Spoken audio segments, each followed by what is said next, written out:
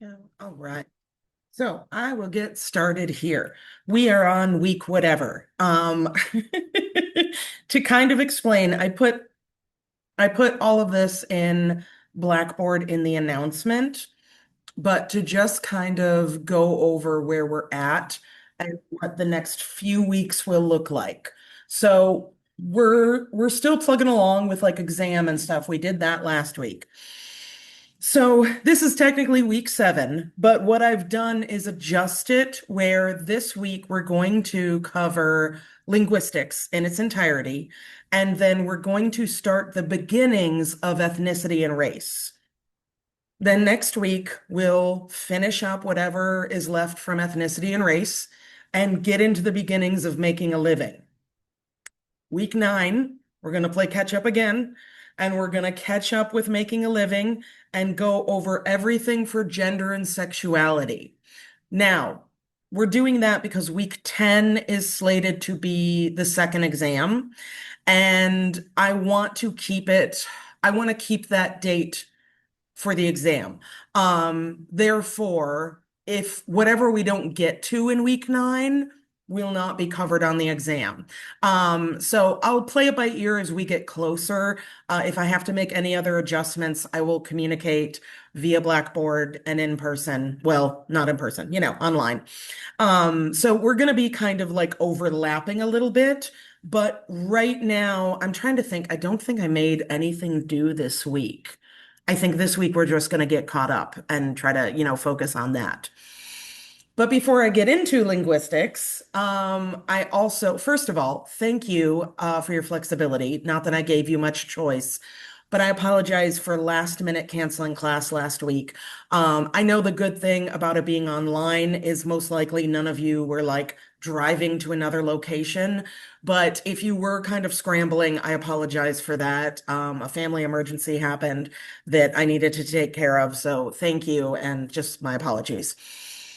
Okay, so before we get into linguistics, what I wanted to quickly show you, if you haven't seen already, because I did kind of give you a heads up that it was on Blackboard.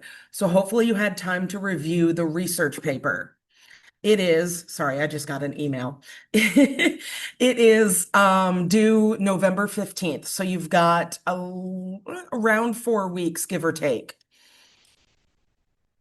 If we're getting closer to that date and it ends up being a struggle, if, talk to me. If we have to change the date, if we have to move it a little bit, I'm amenable to that. Just communicate with me. But basically, the main concept is you choose a small scale society and you're going to research a little bit about them, but then you're also going to pick a problem they're facing. I gave you a couple examples that many small scale societies are dealing with. Climate change, we're all dealing with that. Land disputes, dwindling resources, looking at things like losing clean drinking water or deforestation, loss of language, and religion changes. Now, it doesn't have to be one of those problems, but you can kind of look at it on your own and come up with one. The word count, I do a word count instead of a page count because I don't care what font you use. I know some fonts are bigger than others, which is why I do a word count. So I used to make fun of Comic Sans as being kind of a silly font, but I learned somewhat recently that Comic Sans is the easiest font to read for people with dyslexia. And now I don't talk crap about Comic Sans because I'm like, oh, okay. Okay, I can see how it's beneficial. I will be nice to it. So if you want to write your paper in Comic Sans, go for it. As long as I can read it, I don't care what font it is. So no wingdings, or like the ones that are symbols. That's that's where I say I've got to be able to read it. Got a couple of things there. You don't have to do a cover sheet. You do have to do in-text citations, and you need to choose a format. I'm less concerned about which format you choose. If you want to do MLA, Chicago, you can even do AAA, the American Anthropological Association. Personally, I think it's one of the easier ones, but if you've got one you already know, use it. Just stick with it throughout the paper. When it comes to sources, you need 5 academic peer-reviewed articles. Um, well, it can be articles, it can also be books, but nonfiction, of course. And you can use additional sources. So when I say an academic journal, I'd recommend, if you're new to it, talking to the librarians on campus and having them kind of show you around the databases. But basically, the library has a database that you can search and you can select peer-reviewed academic articles, meaning other scientists read and approved this research. If you want to additionally use non-peer-reviewed articles, like from National Geographic or something like that, um, then you're more than welcome to. It just wouldn't count towards the 5 mandated academic sources. Warning, I don't have it listed there. ChatGPT and all of the AI bots do not count. Maybe in like 10 years or so, the technology will be there, but right now they are not reliable sources for that type of information. Where I don't love the use of AI in general. That's a personal thing. But where I could see it being beneficial is maybe like using AI to help you reword your thesis, where you already have the main points there. It's just helping you with the grammar. Yeah, I could see that. That could be beneficial. But using it as your source, no, it does not count. This is a sample outline I came up with. You don't have to follow it to the letter, but if you are rusty at writing a research paper, this is a good way to break it up. So the introduction, you're going to tell me who you're studying, what is the problem you're going to discuss, and your thesis statement. The body paragraphs would be how many people are in this society? Where geographically do they live? How do they make a living? We'll get into that in a few weeks, but like, are they agriculturalists? Do they farm? Do they hunt? Things like that. Many small scale societies make art to sell. So tell me if they do, do they weave blankets, make pottery, things like that? Um, Religion, roles of people split up by gender. Who has studied them before? Now, citing your sources is going to show me that you read other people that wrote about them. But let's say while you're looking for your sources, you also find it would be an old source, but one from, say, Margaret Mead. Mention her. Be like, hey, Margaret Mead studied these people. A name that you recognize from week 3. And then the remainder of the body should be focused on explaining the problem you're looking at and some possible solutions. Now, I'm not expecting you to solve the world's problems with this paper. If you do, remember me in your like Nobel Prize speech. But what I am asking is that you think of some options. So let's say you're looking at, I don't know what I just did. I just like accidentally zoomed up my Zoom. I'm so sorry. What did I do? Go away. Okay, back to what I'm doing. Technological issues. Anyways, if you come up with an idea of like, hey, they're facing deforestation, and I think this would be a great solution, that's where you can tell me. Or maybe you say, this is what they're already doing, and I think that's a good idea. Conclusion, you're going to remind me of the thesis statement and you're going to summarize your findings. The remainder of this little document, which is available on Blackboard, has a list of small scale societies around today. You do not have to choose one from this list. There are more than just this short list. So if there's a group that already intrigues you, you can write about them. You don't have to get my permission first. You can if you want. Some people want to. You don't have to, as long as it's population of a few thousand or less. So that would be considered a small scale society. As you work on it, if you have any questions, excuse me, feel free to ask me. I'm trying to keep up on my emails. So, I will keep an eye out for that. And if you have any questions, all of this is under Blackboard right at the top. So, that is an option for you.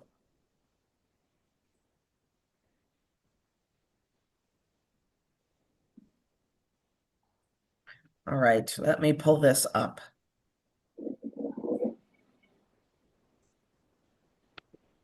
Man, me and technology today, we are not getting along. So, getting into this says Kotak Chapter 5, but it also includes the additional article by Lyubov and others. Language and communication. And I have a couple of short videos. One might be entertaining, the other is, educational. They're both educational. Otherwise, I wouldn't include them, but one's funny. So, when we talk about linguistics and language with anthropology, we are less focused on grammatical correctness and more focused on shifting languages, changing languages, how they evolve, how they grow, and looking at social variation, region, education, gender, and more. We'll bring up a few examples of how language can differ based on gender, how it can differ based on region, education, and even like ethnicity. So, like the great example is the ope word that Midwesterners keep saying. Excuse me, I didn't notice I said it until my non-Midwestern friends pointed it out, and now I hear it every time I do it.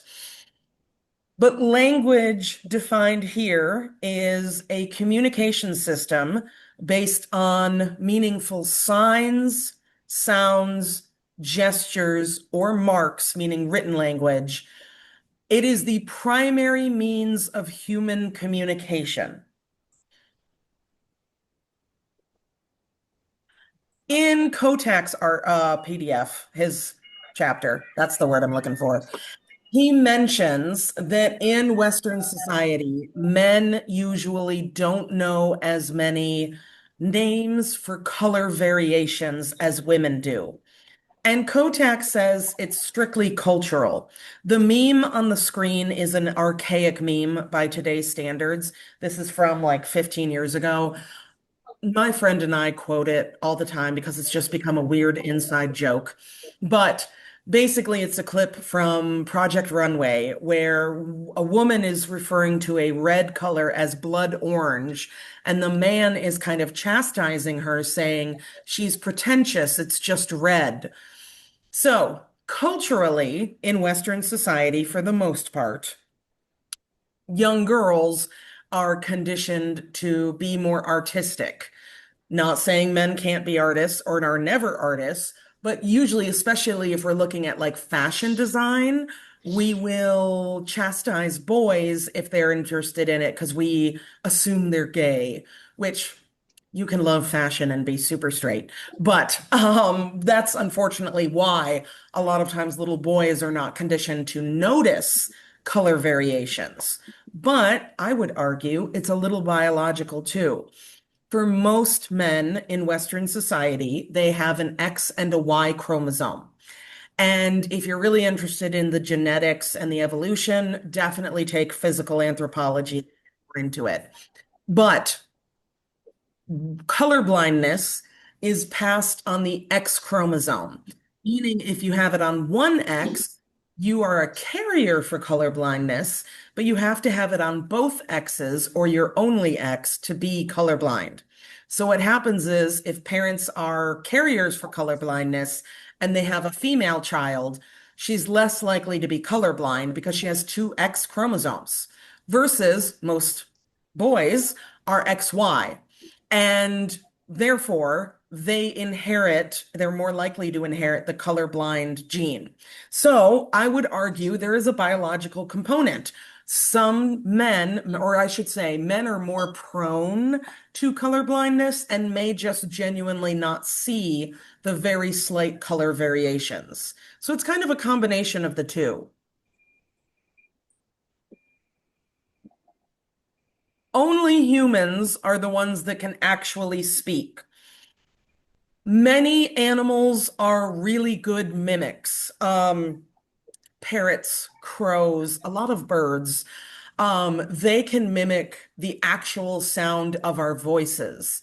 So that is why, like, a lot of times parrots almost pick up accents. And it's not really that the parrot has an accent, but that they are mimicking humans that have an accent. And it gets a little complicated. I'll give you a couple examples in a few slides of the argument on whether or not we can actually teach animals language. But speech and language, as far as right now, is a strictly human thing. Call systems are the communication systems of non-human primates. So apes, monkeys, lemurs. They do a lot of like hoots and hollers, maybe even a whistle to communicate different things to each other. So you could argue they have maybe language, but they're not speaking and enunciating like humans can. Now, a couple of important tidbits of apes. It's good to know the difference between an ape and a monkey. Again, if this interests you, highly recommend physical anthropology. But even if it doesn't interest you, good to know the difference. There's only a handful of great apes and lesser apes, and then a very large, robust group of monkeys. The other thing is, don't keep them as pets. There has been many different stories, unfortunately, of humans trying to keep apes as pets.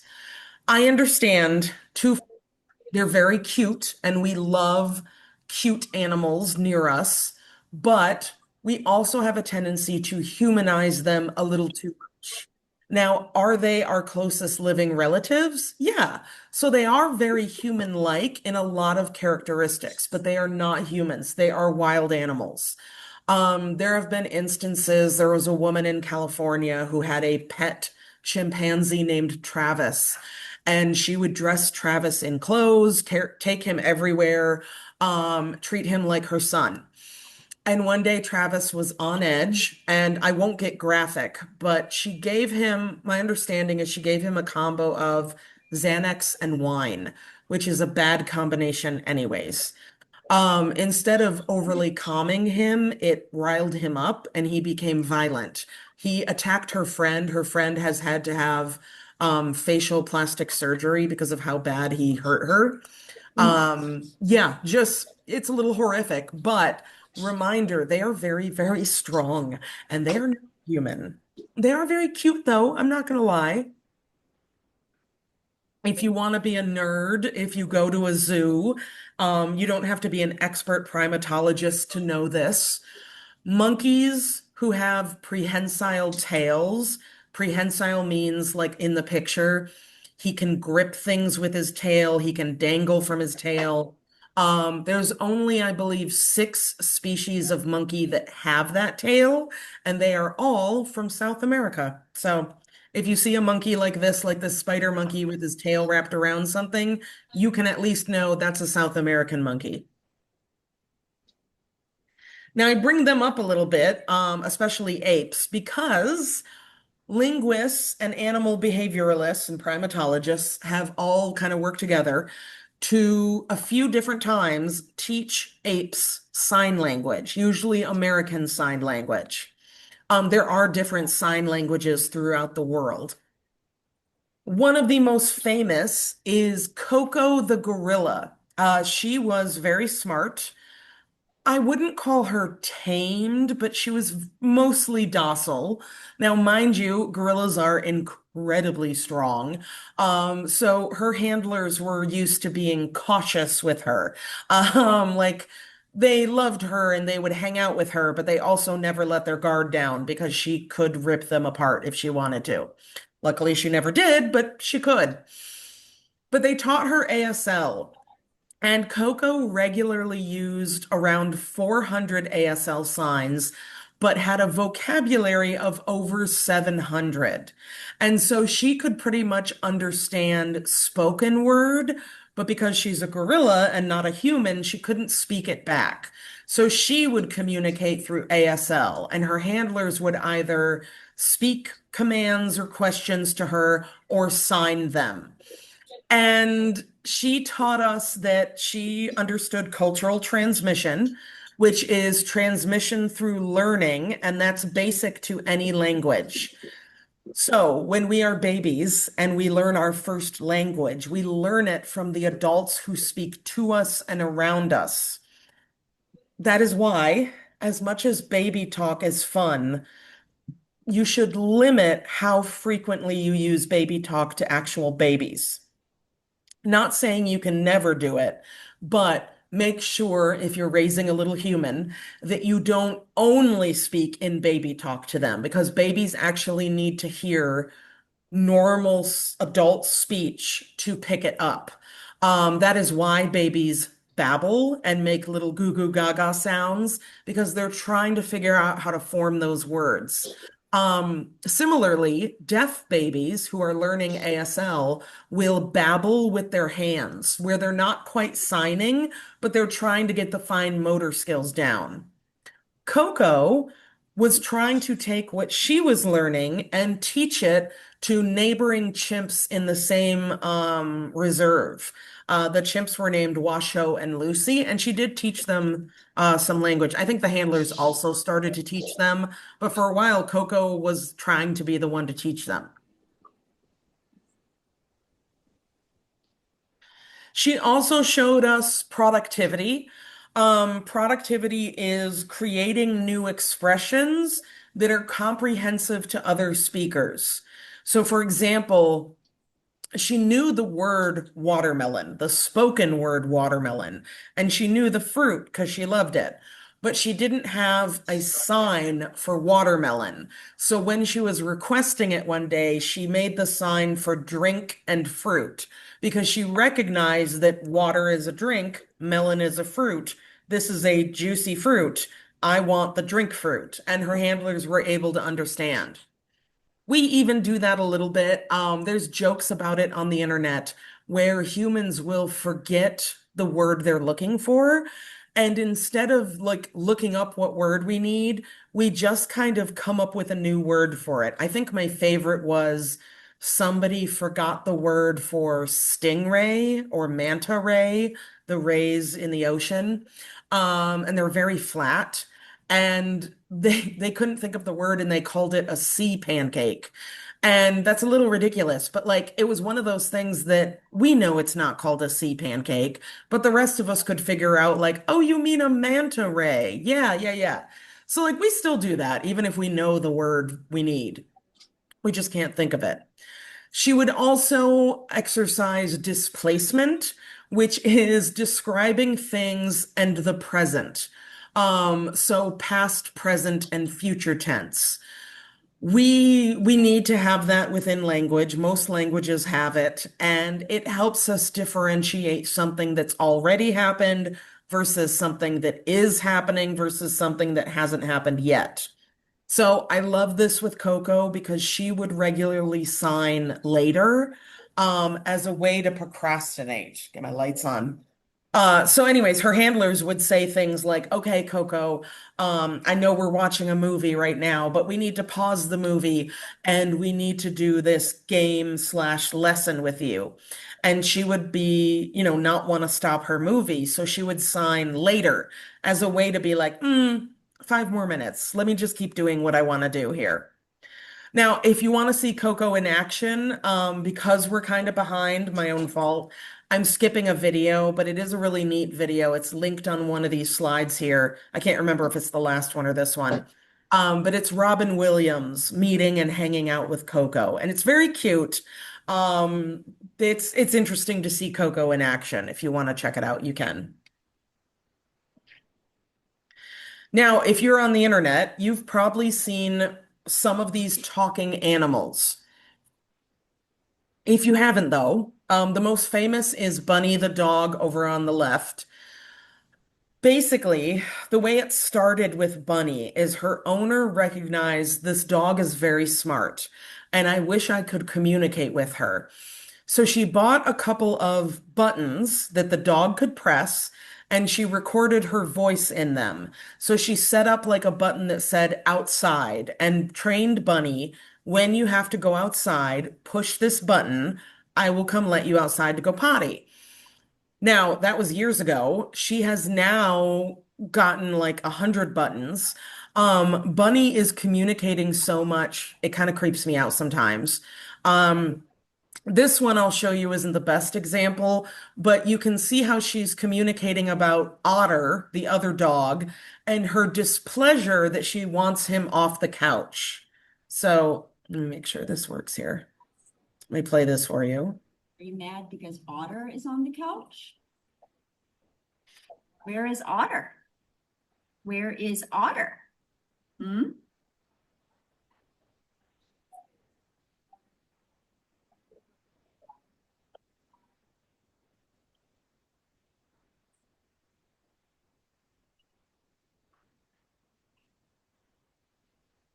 Right before Otter got on the couch, Bunny had shoved her ball under it. So I sensed that she was feeling a little bit of conflict here. It's okay, Bubba.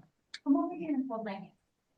I suspected that encouraging her to take some space from the trigger might help. Baby. Do you want me to get the ball for you first from under the couch? Do you want me to get the ball first, then you can come over here? Since you didn't immediately respond to that suggestion, I tried a different approach. There it is. Oh, got it. It is. Yeah. You want to come back over here now? You want stuff under the couch again? A pony wants what a pony wants, and looks like that released some of the tension for Buns at least, so.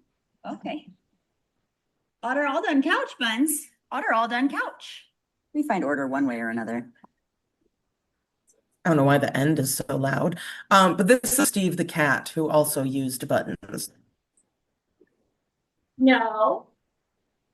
No, lady, I have to clean.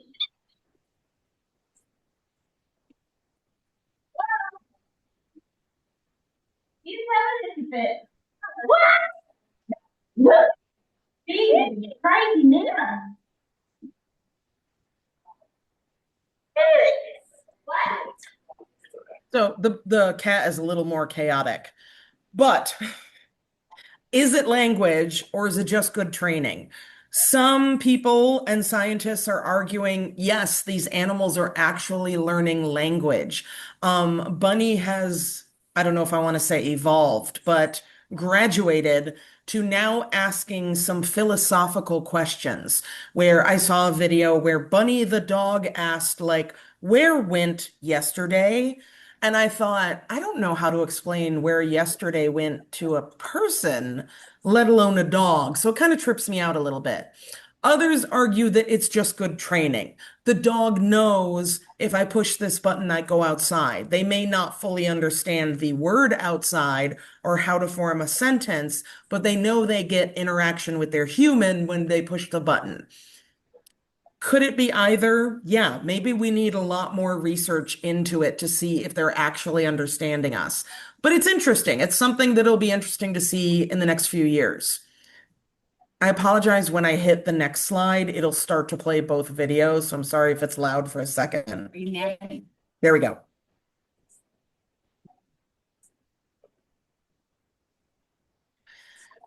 It's difficult to try and figure out when exactly we originated language because spoken language isn't going to survive in the archaeological record. And we can find written language, but we know spoken language comes first. So what we can find is when were we genetically able to speak? And that so far has been dated to 150,000 years ago. This is when humans developed the mutated gene for language, FOXP2. That gene gave us the ability to have fine tongue and lip movements necessary for language. Think of, okay, this may not apply to everyone. You have to have bad teeth like me for this to apply. If you've ever gone to get like a filling at the dentist, they numb your mouth.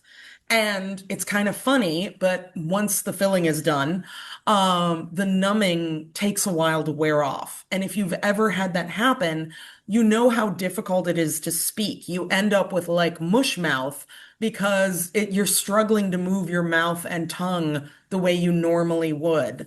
So think of it that way. We needed to develop the ability to move our tongue and lips to form the differences in language. Think of how similar the P sound is versus the B sound. P like Papa versus B like Bravo. Very similar tongue and lip movements, but very slight differences. Now, there's definitely body language. We have a lot of nonverbal communication. Um, there are gendered differences. These are learned and not biological. So, an example I have, the term itself, manspreading, is a little outdated, but the term, it's a portmanteau between being a man and taking up a lot of physical space in public. So, for example, let's say you get on the public bus and you sit next to a man, even if you're a man, and you sit next to a man, and this man is seated with his knees as far apart as possible. And you think, you're encroaching in my space. And your options are to either sit with your knees as close together as possible so you're not touching, or you can try to do a dominance thing and, spread your legs and try to take up his space. Those are your options. Okay. The reason why I bring it up is when people started calling out some men for doing this, it was mostly within Western society, so like Europe and North America. And they definitely were noticing it's not every single man that sits like this, but it's usually men over women who sit and take up as much space as possible. So what's happening? Are little boys getting sat down in America and told, hey, when you get in public spaces, it's your right to take up as much space as possible? No, not really. There might be the occasional guy that's taught that, but most likely they are not. The difference is they're not taught not to take up space versus many and most honestly, little girls in Western culture are taught, hey, when you're in public, be dainty, be tiny, keep your knees together, sit as small as possible, make sure you're not bumping up against somebody. And so what happens when you have one gender being taught, be tiny, take up as little space as possible, and the another gender being told not necessarily anything, but just kind of learning they're allowed to take up space, you get a disconnect. Where I have heard an argument from some men is they will argue that it's biological and say it's because of our testicles. We have to sit with our legs as far apart as possible. Now, are there the occasional man that does have a biological issue where he has to sit like that? I'm sure. But the vast majority, it is cultural. And I know this because there are a few other cultures where men frequently are taught to sit with their legs crossed. Their testicles are totally fine. They're no smaller than anybody else's, and they're okay. So it's cultural. But that's an example. The study of communication through body movements and facial expressions is called kinesics.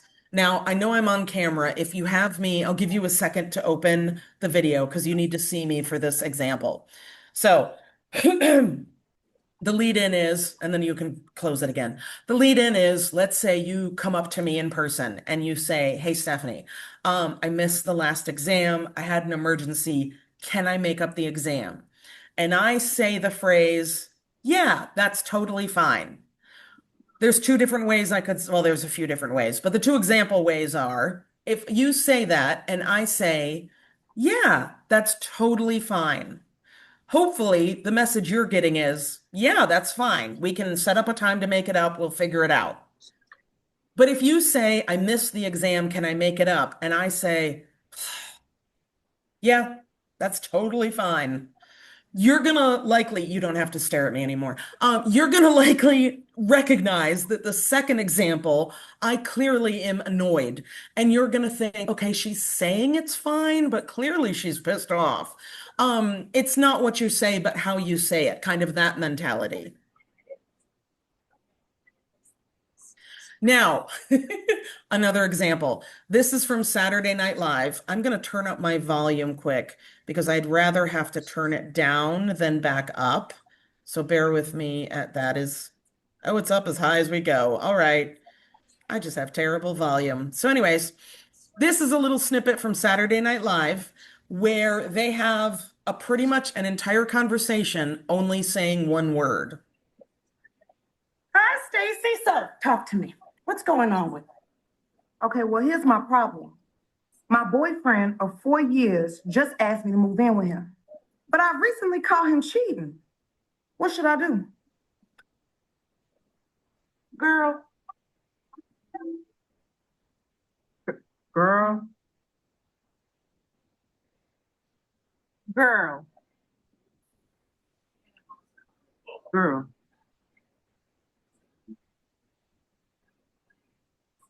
Girl.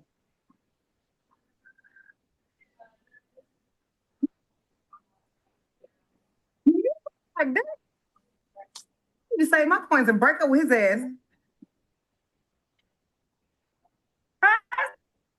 So a little silly, but you can see with inflection and body language, they're communicating different things all while saying one word. Looking at language, thought, and culture. So a famous linguist that is working today is Noam Chomsky, a great name, but he kind of gives the example of universal grammar.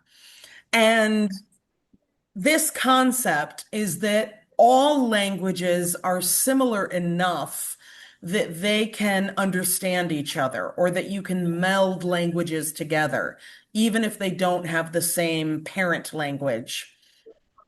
So he cites things like pidgin languages, Hawaiian pidgin, and Creole. So if you go down to like New Orleans, down in Louisiana, you might hear Cajun French and or Creole. And Creole specifically is kind of this combination of you got a little bit of English, you got a little bit of French, you got a little bit of indigenous languages from the Americas, and you have a little bit of West African languages because the New Orleans area historically was a very big port for slavers. And so you had a lot of slavery going on in the American South. And in these plantations, you would have people that spoke English, people that spoke French, people who spoke indigenous languages, people that spoke West African languages, and they all had to communicate. And so rather than learn 5 new languages for each person, they combined them into Creole. So like even knowing a little French, I can follow along every third word with Creole. But every other word, I'm like, I don't know what that means because it's not from the languages I know. Now, kind of the flip side, they're not completely opposite theories of each other, universal language versus the Sapir-Whorf hypothesis, but they do kind of butt heads a little bit. Edward Sapir and Benjamin Lee Whorf, those are the names where we got Sapir and Whorf for the hypothesis. It is the theory that different languages produce different patterns of thought. It's also called linguistic relativity. If you, after I explain it, if you want more information and a little bit of a critique on it, there is a video linked on this slide that's, I think, like 5 minutes long. It's cheesy, but it kind of gets into some examples and some critiques. For example, gendered languages. So in English, we have gendered pronouns, his, him, her, she. We even have the they, them, the singular they, them, which we're finally talking about. It's existed forever. We're just finally actually figuring it out. So we have gendered pronouns versus there are some languages that do not. It is some people's worst nightmare because it's basically the equivalent of using the singular they, them for everybody, which might get a little confusing in a conversation. You might have to use names more often. But the difference is it can shape our way of viewing the world. So, another example, if you studied or speak any of the Romance languages, Italian, Spanish, and French, they have gendered objects. So it's not necessarily that the table has a gender, but the word table has a gender. And that's really hard for like me to wrap my head around when I study French because that's not something that exists in English and it takes me a minute. The quote here is, no two languages are ever sufficiently similar to be considered as representing the same social reality. The worlds in which different societies live are distinct worlds, not merely the same world with different labels attached. And the movie I have on there, Arrival, I'll do my best to hype it up without spoiling it, but it's basically the Sapir-Whorf hypothesis with aliens. The movie is aliens come to Earth and we have to figure out how to talk to them. So this is probably what would happen. They took a couple linguists and shoved them on an alien ship and said, figure out how to communicate. And so they start very basic. What they first learn is the written alien language is circular. And so it's very different than like American English, which is read left to right, top to bottom. This is circular. And so Amy Adams' character, where I'm trying not to spoil things, as she starts to better understand the alien language, she notices shifts in her own perceptions of reality. And then I'm going to stop talking so I don't spoil the ending. But it was a neat movie. Science fiction, of course, but it's interesting because I'm like, yeah, we would grab linguists and shove them on the alien ship and be like, figure it out. How do we talk to them? Looking at sociolinguistics, this is studies the changes in semantics and the cultural changes. So, social position is reflected in language. I'm not saying it's necessarily good, but in our own culture, we have a tendency to expect a certain level of like pronunciation and vocabulary for people who have a higher education. That also means if you meet somebody who has like a very extensive vocabulary, you may assume they have higher degrees than when they actually have. Versus if you meet somebody who speaks slowly or who doesn't use a lot of big words, you might rightfully or wrongly assume their education level is lacking. Versus I've met tons of people with PhDs who speak way slower than me. I just talk fast, and use a lot of more simpler terms. And I've also met people with GEDs who have a vocabulary way more extensive than my own. But that is something we kind of assume in our culture. Language can also give us the expectation of authenticity. Kotak brings up a study done on restaurant menus where they would use just enough fake Spanish to look authentic. And when I read that, the first thing I thought of was a restaurant I used to work at, Carlos O'Kelly's. I believe it was started in Iowa. There are no locations in the Midwest. There are still a couple of locations in Iowa and Nebraska, but there used to be one in Michigan. And I worked there. And oh, did they love their fake Spanish. So I'm sorry if this is going to make anybody hungry, but The pasta Diablo is my favorite example because Diablo is a Spanish word. If I understand correctly, it means the devil or devilish. And so you would think if something is called the devil's pasta, you would think, oh, that's going to be burn your mouth off spicy. So here's the description. Tender pieces of grilled fajita chicken, sautéed green peppers and onions, and rotini pasta, mixed with our Diablo sauce. It is a butter garlic sauce laced with the smoky flavor of chipotle peppers, topped with Monterey Jack cheese, tomato chives, and sour cream, mildly spicy. So you would think something called Diablo is going to be so spicy you can't handle it. And it did have some spice to it. It had a kick, but it was not what I would consider devilish by any means. But this was a great example of like using that fake Spanish to try to seem authentic.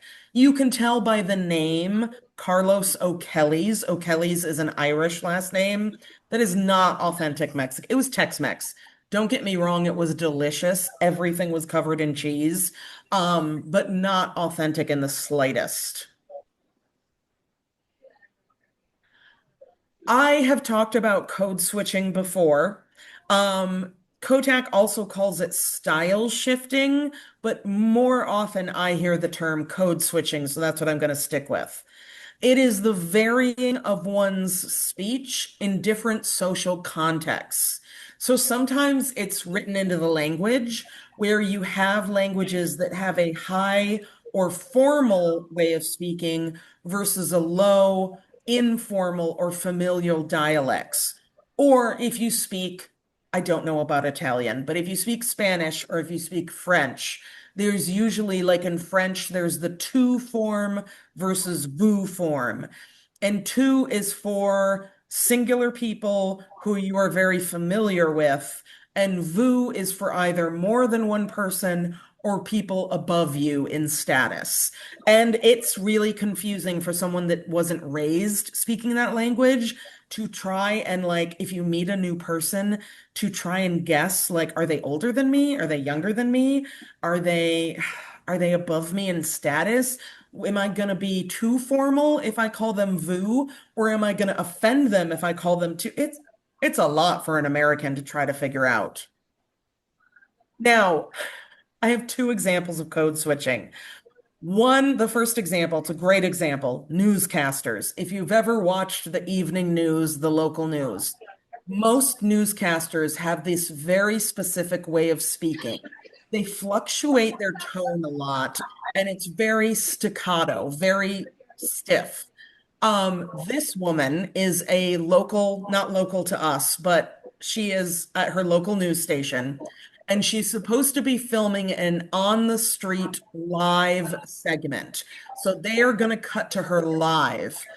Moments before that, a car accident happens behind her, and you get to witness her twice code switch from her normal speaking voice quickly into that newscaster voice. So hopefully you can hear it okay.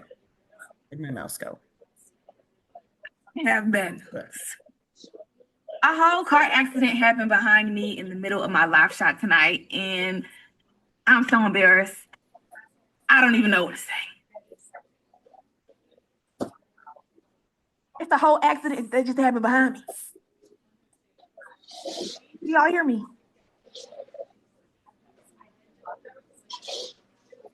Do y'all hear that?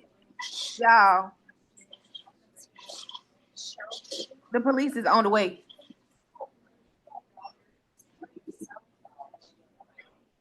This is so embarrassing. So embarrassing. At tomorrow's council.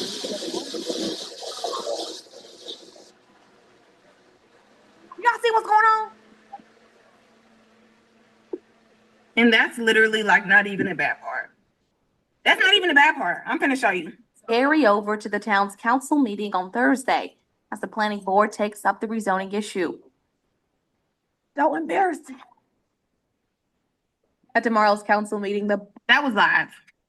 Like the viewers heard me say that. Okay, so funny. The other example, if you're old like me, you know who Paris Hilton is? She was the it girl in like the Y2K early 2000s kind of. Um, yeah, like 2003 to like 2010, 9.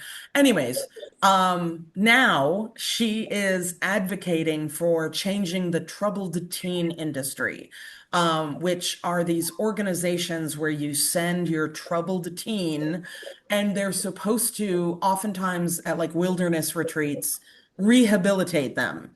The problem is a lot of them are very physically and psychologically abusive, and kids have died at these events. So she was sent to them. This is her speaking to, I think, a congresswoman, and you can hear her like old school Paris Hilton voice where it was this persona, and she drops register into her normal speech. So a little bit about her. Lots of people are talking about this video of Paris Hilton and how her voice changes. Watch it and then I'll talk about what's going on. Thank you. I enjoyed our Zoom call and I love your jacket. The sparkles are amazing. Um, I had a little bling here for today. yes, I wanted to find out who made it later. But I think the most important thing is they need access to therapy, counseling, mentorship. What you've just seen there is called code switching. It's a phrase in linguistics that's used to describe people who switch between more than one language in a sentence or switch between more than one register in a sentence of the same language. Not only do we all do it, we often do it without even being conscious that we're doing it. When we're moving between formality and informality to avoid bias, to soften or strengthen what it is we're trying to say. Paris Hilton has been giving testimony at a US congressional hearing about what's commonly referred to as the troubled teen industry. And she's been talking about her own traumatic experience of alleged abuse in it. Code switching meant she could go from rapport building with the congresswoman at the beginning of that clip, before switching to the matter at hand. But I wanted to bring in what she said about her own voice in an interview that she did, about how that higher voice of hers has been part of her media performance for years, to the point that she can't always control it and that she often does it when she's shy. I'm just like feeling a little bit more relaxed. It's more lower. But sometimes I have to tell myself, like, Paris, just talk in your normal voice. Another thing about code switching is that it's often triggered by context. Talking about fashion possibly triggered that register. I'm Sophia, I'm a journalist that writes about language. Follow for more. Boop, doop. Lots of people. There we go.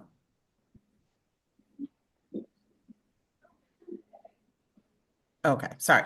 I had for a second, I thought I missed a slide and I was like, what's happening? What did I do? I didn't. We're good.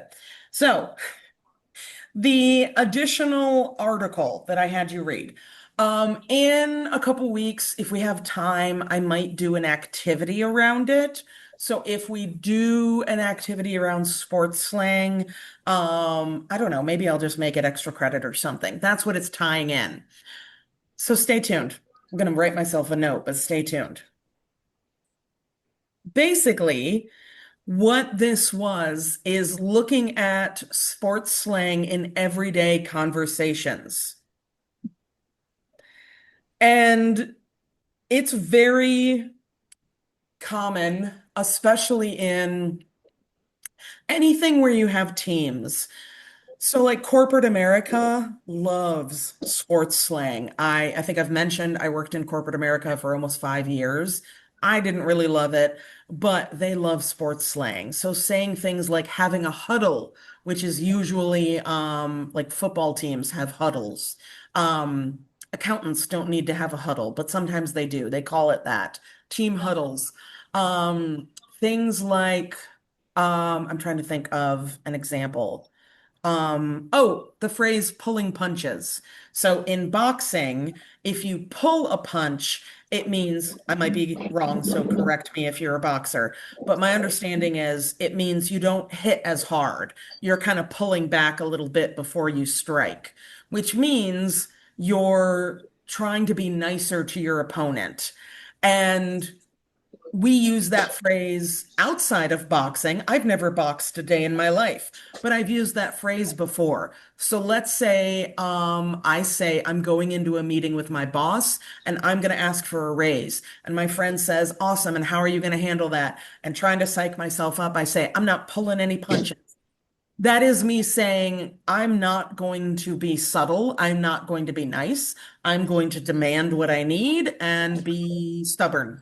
It means I'm not going to overly coddle the other person. Yeah, we love having teams. Um, we love it. Yeah, tons of sports slang. Now, slang is a carrier and translator of cultural information. Without knowledge of slang, humor becomes largely inaccessible. I forgot to close that quote. But think of it this way. If you get to a new group of people, let's say you start a new job and they say, this is your team. And you say, awesome. Okay, I'm gonna try to blend in with these people, find some common ground. And it could be sports slang, or think of it if you're not a sports person, think of it this way. Let's say you walk up and reference a TV show that's on, and you make the reference and nobody laughs. And you're thinking, oh man, if you knew what I was referencing, this would be hilarious. Like this kills with my friend group, but they're staring at you like, what the heck are you talking about? Versus if you play off that joke and it lands and people have seen the show or seen whatever movie you're referencing and they laugh, you're like, oh, these are my people. We're going to get along just fine.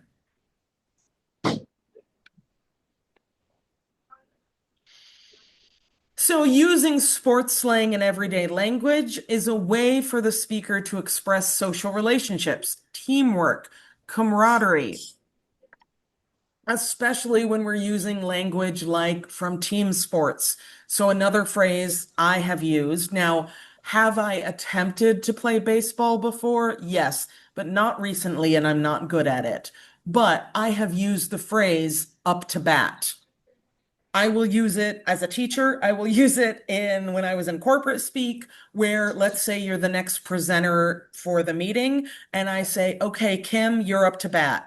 I don't mean you're literally next to take a baseball bat and swing at a ball. I mean you're next in line to present.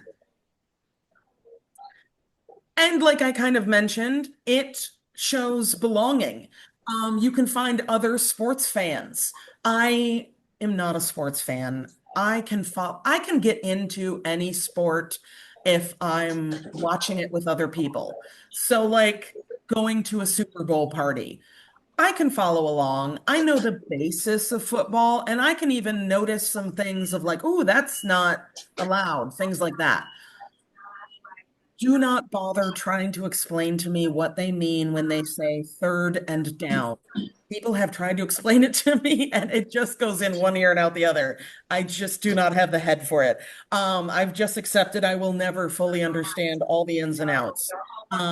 But yeah, if somebody comes up to me at work and says something like, did you catch the game last night? I'm gonna genuinely say, what game? Because I don't even know who's playing when, or I have no clue.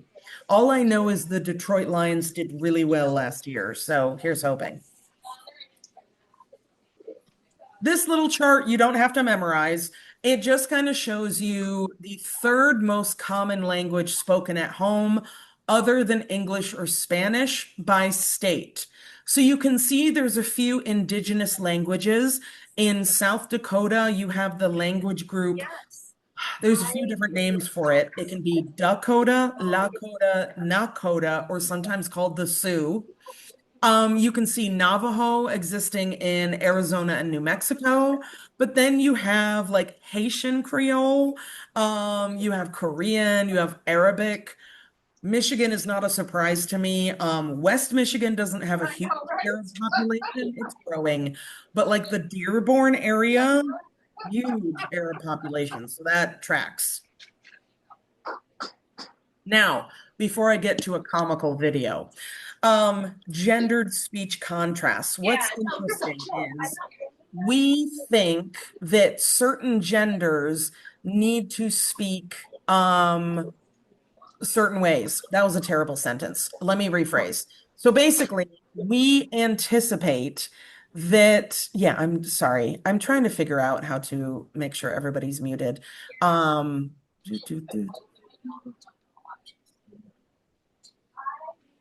I apologize for not being better with Zoom, but we'll figure it out. We'll figure it out. Oh, you got it. Thank you, Kayla. We didn't mean to call you out, but thank you so much. It's easy to do, so I appreciate it. I'll try to next time I start it to make sure everybody's muted upon entering, because then it just nobody has to stress. Anyways, so looking at gender differences, we expect men to speak one way and we expect women to speak another way. And if you mingle and you speak like another gender, then we also expect things of like your sexuality.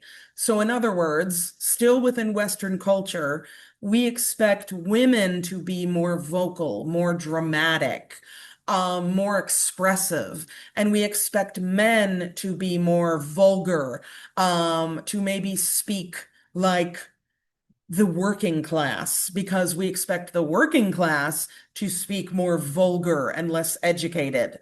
Now, I'm not saying that's correct, but we still see that. So if you meet a man who is very expressive and loud and dramatic, a lot of people assume he's gay because he's acting how they would expect women to act. Now, to drive that point home, this is where it's a funny video. I'm going to show you a clip from a movie called The Birdcage. It's from the 90s, the late 90s, one of my favorite movies. And it stars Robin Williams and Nathan Lane. Now, quick premise of the movie, Robin Williams and Nathan Lane play a gay couple who have been together for decades. Not married because it wasn't legal, but together for decades. And they raised a son together.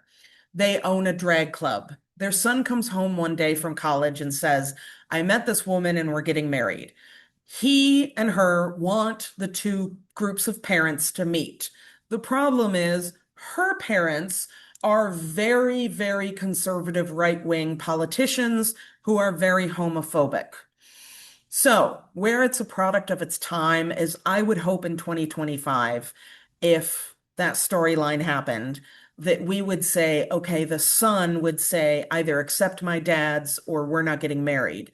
Most likely. But in the late 90s, their solution was to put his dad's back in the closet. So this little scene here is them trying to teach Nathan Lane's character how to play it, quote, straight. And notice how he changes his language, his mannerisms, and even the way he walks.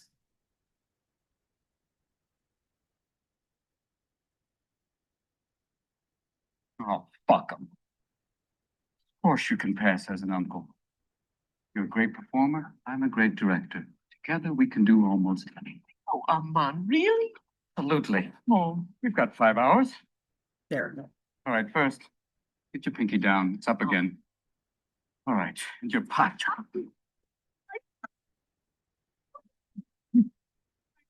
Screaming. Teach you to act like a man. All right. All right. Now, this is a dinner party. Let's work with food. Right? Spread some mustard on the toast. Uh-oh. Okay, hold on. Sorry. Maybe it won't let me.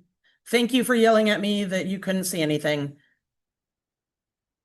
Can you see it now? I'm trying to see if it's my player or the screen. Okay, let me try this here. You can't see anything? Why? I'm so cranky. Oh, you're right. Okay. Well, if I can't play it, we'll survive, but hopefully it'll play. Maybe Amazon finally noticed I've been using videos that I shouldn't, because this is not for educational purposes. I wouldn't be surprised if Amazon finally called me out and was like, hey, all right, it might not work. Bummer. All right, well, now I'm just going to say it's an amazing movie. So I'm sorry for that letdown if you were looking forward to that. Albert, these people are right. Why is it playing now? They just care for the tag.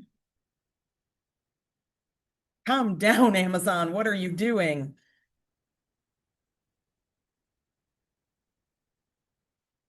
Okay. I'll just close that. Sorry about that. There we go. Yell at me if you still can't see the screen for any reason. But basically in the scene, he teaches him how to be more manly and walk less feminine. And it is comical, but it does kind of drive home like, okay, yeah, we have different expectations for women than we do men.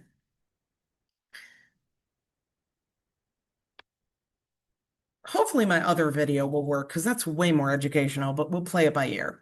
So, honorifics are terms of respect used to honor people, and it's usually terms that we earn. So things like doctor, you earn the title doctor. Now, without getting political, there are a few doctors in our country that don't actually hold either a medical degree or a doctorate. So I would argue they do not count as doctors, but they have the persona around the name and title doctor. So it gets a little confusing, but for the most part, it's something you earn. Kin terms, you could argue you earn them as well, but they are terms of respect for family members. So, for example, I call my mom, Mom. I don't call her Sandy. Now, that being said, there have been instances where she and I have gotten in an argument, and I call my sister, and I start the call with, "Guess what Sandy did?" Yes, of course, that is when I kind of revoke that earned title and say, because I'm grumpy. But for the most part, I don't call her that. I call her mom. A great example, another movie is Crazy Rich Asians. I'm trying to remember the country they travel to in Asia, but it's basically a young couple that gets engaged and they go home to his home to meet his family. And there's a scene towards the beginning when they first arrive where they go get some like street food. And there's a guy that runs a booth and they talk to him, and this young man keeps referring to this older man as uncle, not like Uncle Rob, just uncle. This is uncle. And similarly, they will do the same with like auntie. And I hear it a lot also within, not everyone, but sometimes within the Black community in the US.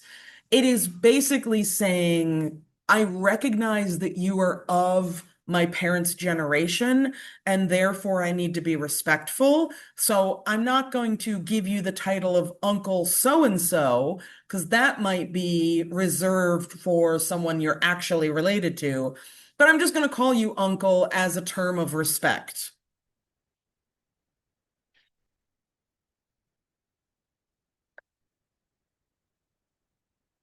Within a society, language is often used as a ranking device. So I kind of mentioned this before, but oftentimes we expect things of educated folks, and we expect different ways of speaking of those without that education. An example that Kotak brings up is a famous linguist, Labov, which if the next video works, you'll see him briefly. But he did a fourth floor experiment, and he did this in New York, I think in the 1960s. So at the time, there were a lot of multi-level department stores. So versus here, if you go to a Macy's, there might be a second floor, but usually that's about it. There you would go to a Macy's and it would be like 6 floors. So when you were there and you got on the elevator, rather than making you look at a map like we do at most malls here, they would have an elevator attendant, and the elevator attendant would announce each floor and what was on that floor when you got to it. So you would just hop on the elevator, he would go floor by floor and say things like 3rd floor, gardening supplies, 4th floor, home appliances, so you knew what floor to get off at. So what Labov did is go to some department stores in lower class neighborhoods in New York and upper class neighborhoods. And what he noted is that the upper class neighborhoods, and it was less about the elevator attendant's actual education and more about what was expected of him, because it was all men. So in the upper class neighborhoods, they over enunciated, they pronounced every letter and every word. So they expect him to say fourth floor, enunciate very clear, pronounce every R, rhotic. Versus in the lower class neighborhoods, they would often drop the R from fourth and floor. So I apologize with my accent. It might sound weird. But basically, instead of fourth floor, they would say fourth flow. You're kind of hinting at the R, but you're not enunciating it. And so it would be different. It would weird out the customers, to put it lightly, if we swapped them. So if you took the elevator attendants and switched places, and you had somebody in an upper class, Upper East Side, New York, and they say something like fourth flow, the customers are going to think like, oh my God, this man's an idiot. He doesn't know what he's doing. Now, I'm not saying he was an idiot, but that was the assumption. Versus if you have the other attendant in the lower class section and he's announcing with every R, fourth floor, the customers might think, oh, this highfalutin guy thinks he's better than us. So you can see where you kind of have to adapt to the class or to the social status of the customers.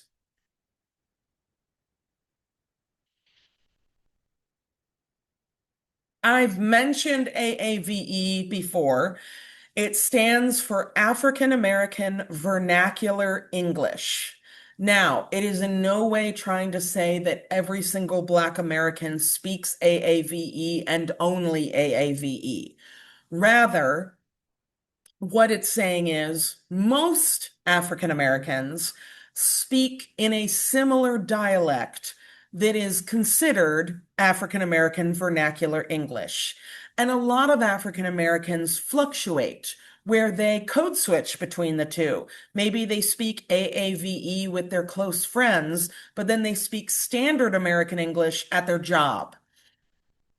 It is often stigmatized. A lot of, especially white folks in America, will look down on it and they will think of it as bad or improper English. However, it's not just slang. It has its own linguistic rules and complex, linguistic system. So, for example, in standard American English, you would say, you are tired or you're tired. In AAVE, it would be you tired. It's not incorrect English, it's just a different dialect. Where we see similarities is within Southern Standard English and West African languages. Now, I'm gonna try it. Let me pull up chat so you guys can yell at me if I mess up. So, what I'm gonna do is I'm gonna stop my sharing and then I'm gonna reshare my screen in hopes that it likes that better. We'll find out. Bear with me 2 seconds. Share.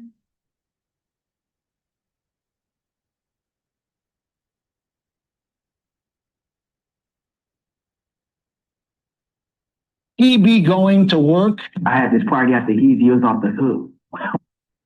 Okay, yell at me if you can't see anything. So far, so good. What the heck does that mean? 20 years ago, one school board in one city passed one little resolution. And America spent the next 6 months saying stuff like this. This is a political correctness that simply has gone out of control. The year was 1996. City was Oakland, and the resolution was about African American Vernacular English. But that's not what most people called it. They called it Ebonics. Ebonics. Ebonics. Ebonics. Ebonics. Ebonics. And what the school board wanted to do was recognize it as a language. Why? Because to the board, Ebonics wasn't a dialect. It wasn't slang. And the students who spoke it weren't struggling to speak English correctly. They were bilingual. White America was not thrilled.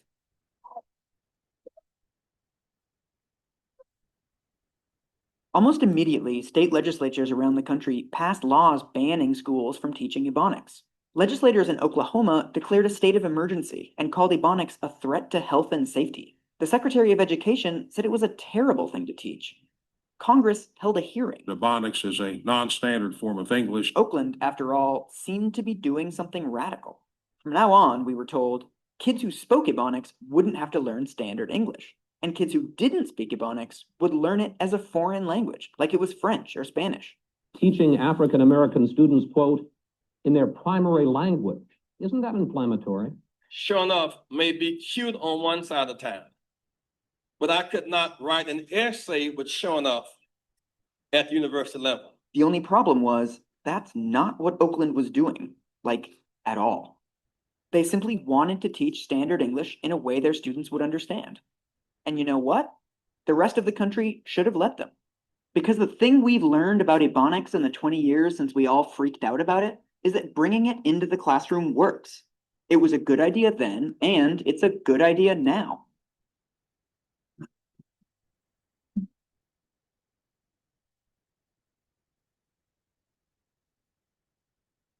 So, let's define some terms. What actually is Ebonics? Essentially, it's the speech pattern of many, but not all, African Americans. It began to distinguish itself from standard English during slavery, then got even more distinct during Reconstruction and segregation. It's more different from standard English than any other dialect spoken in continental North America. Here, take this phrase. Most white people see this. But what the sentence actually means is this. Or take this one. In standard English, the two negatives cancel each other out. In Ebonics, they intensify each other. That's just bad English, isn't it? No, it's not. Dozens of other languages have these same structures. They're not incorrect. They just have a different set of rules than standard English. That's why, among people who study languages for a living, Ebonics is completely uncontroversial. It's not simply slang or grammatical mistakes, but a well-formed set of rules of pronunciation and grammar that's capable of conveying complex logic and reasoning. I still speak Ebonics. Every day I play golf, we get down. Let's go back to Oakland. In 1996, teachers and administrators were concerned about the achievement gap in their schools. African American students have an average GPA of 1.8. The district formed a task force of teachers, parents, and academics and gave them the job of studying Oakland schools and coming up with ways to fix them. After 6 months, the task force delivered its recommendations. It was all common sense stuff, things like adopting new criteria for special ed, hiring more Black teachers, and increasing funding.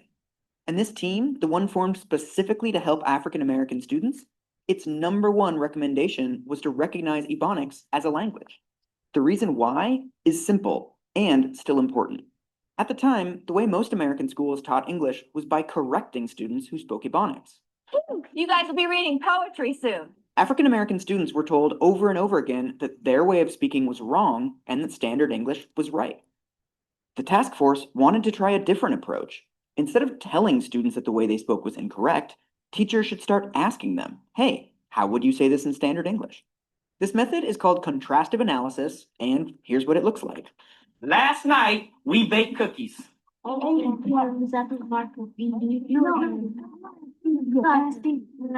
you ready? Okay, number 1, what language is it in? AAL. It is an African American language. Number 2, what linguistic feature is an AAL? Past tense marker, ED. Past tense marker ED, that's 2. And how do you code switch it into mainstream American English? Last night we baked cookies. You got 500 more points. Pretty harmless, right? By the mid-90s, study after study was showing that this is a more effective way to teach standard English. We don't need to teach African American language. They already know it. That's why Oakland wanted to recognize Ebonics as a language. It wasn't about giving up on formal writing or teaching white kids to speak Ebonics. They simply wanted to teach their students the difference between how they spoke and how they would have to write on exams and essays. In 1996, teachers, administrators, even students tried explaining that to the rest of the country, but nothing seemed to matter. The Ebonics controversy sounds like a long time ago, but it did lasting damage to American education. A study in 2012 profiled a 4th grader we'll call George. On a language test, George's teacher asked him to produce a few sentences in the past tense, so he did. To the teacher, these sentences were wrong. She marked them as incorrect and told George that he was failing as a reader. But those sentences aren't wrong. Ebonics has different rules for past tense and conjugation than standard English. George was simply answering in the language he speaks at home, what he's used to hearing.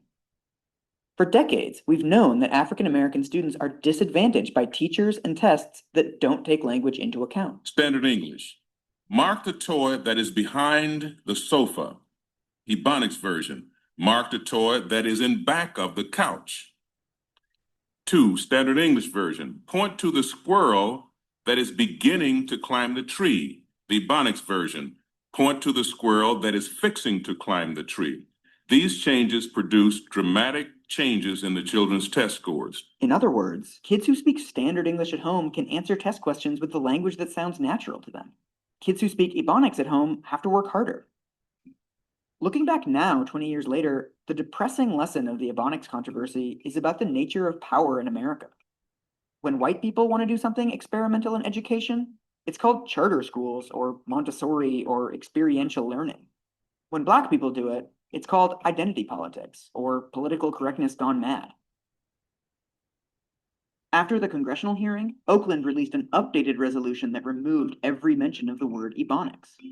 Since then, no district has tried anything that ambitious for meeting the needs of its African American students.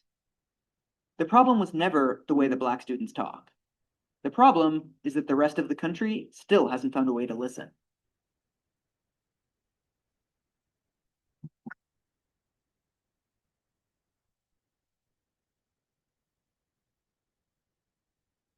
Ah.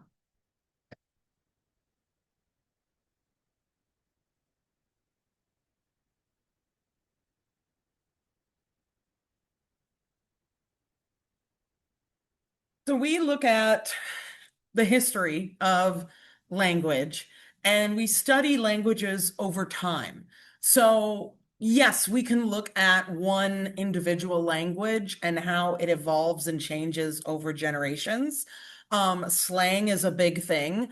What was common, cool slang 40 some years ago is not cool slang now. Sometimes it makes a resurgence, but if you were talking to me, I don't know why we would be talking about this, but let's say, feel free to laugh at me. This is going to be very cringy. But let's say I wanted to articulate that I see an attractive person over there. Now, it's very academic to say, I see an attractive person. But if I wanted to do like 80s / into early 90s slang, I would say, look at that bodacious babe.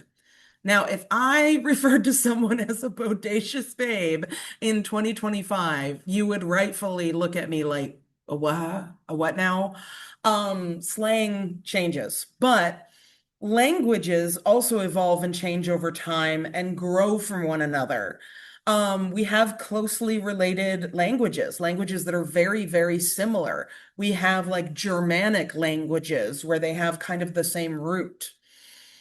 Daughter languages are languages that share a common parent language. So for example, Latin. Latin has given us French, Spanish, and Italian. Technically, Latin is considered a dead language. That is because there are no societies of people that use spoken and written Latin as their primary language. We know we still use Latin today. We use it in the scientific and medical community a lot when we name organisms or when we use it in the medical field. Still alive and well in those aspects, but not so much as like a spoken language. Proto-language is a language that is ancestral to several daughter languages. So therefore, technically, Latin could be considered a proto-language. The theory is that over 50,000 years ago, the first proto-language was developed in Africa. Now, if you remember towards the beginning of today, I said that it was 150,000 years ago that we developed the gene to be able to speak. However, we did not overnight create a language. It took many, many generations to form into an actual technical language. And so we think that was about 50,000 years ago.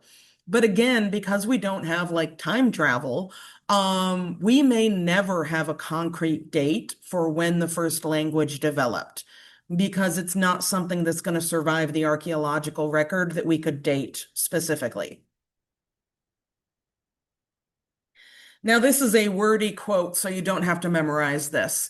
But when talking about language loss, this is by K. David Harrison, a linguist. And he says, when we lose a language, we lose centuries of thinking about time, seasons, sea creatures, reindeer, edible flowers, mathematics, landscapes, myths, music, the unknown, and the everyday. Basically saying that, yes, we lose the big concepts, but we also lose the small concepts. I've talked before about something being lost in translation, where you have a phrase that in your native language is beautiful, poetic, and you translate it into American English and you think, this is not as pretty. This does not translate as poetically.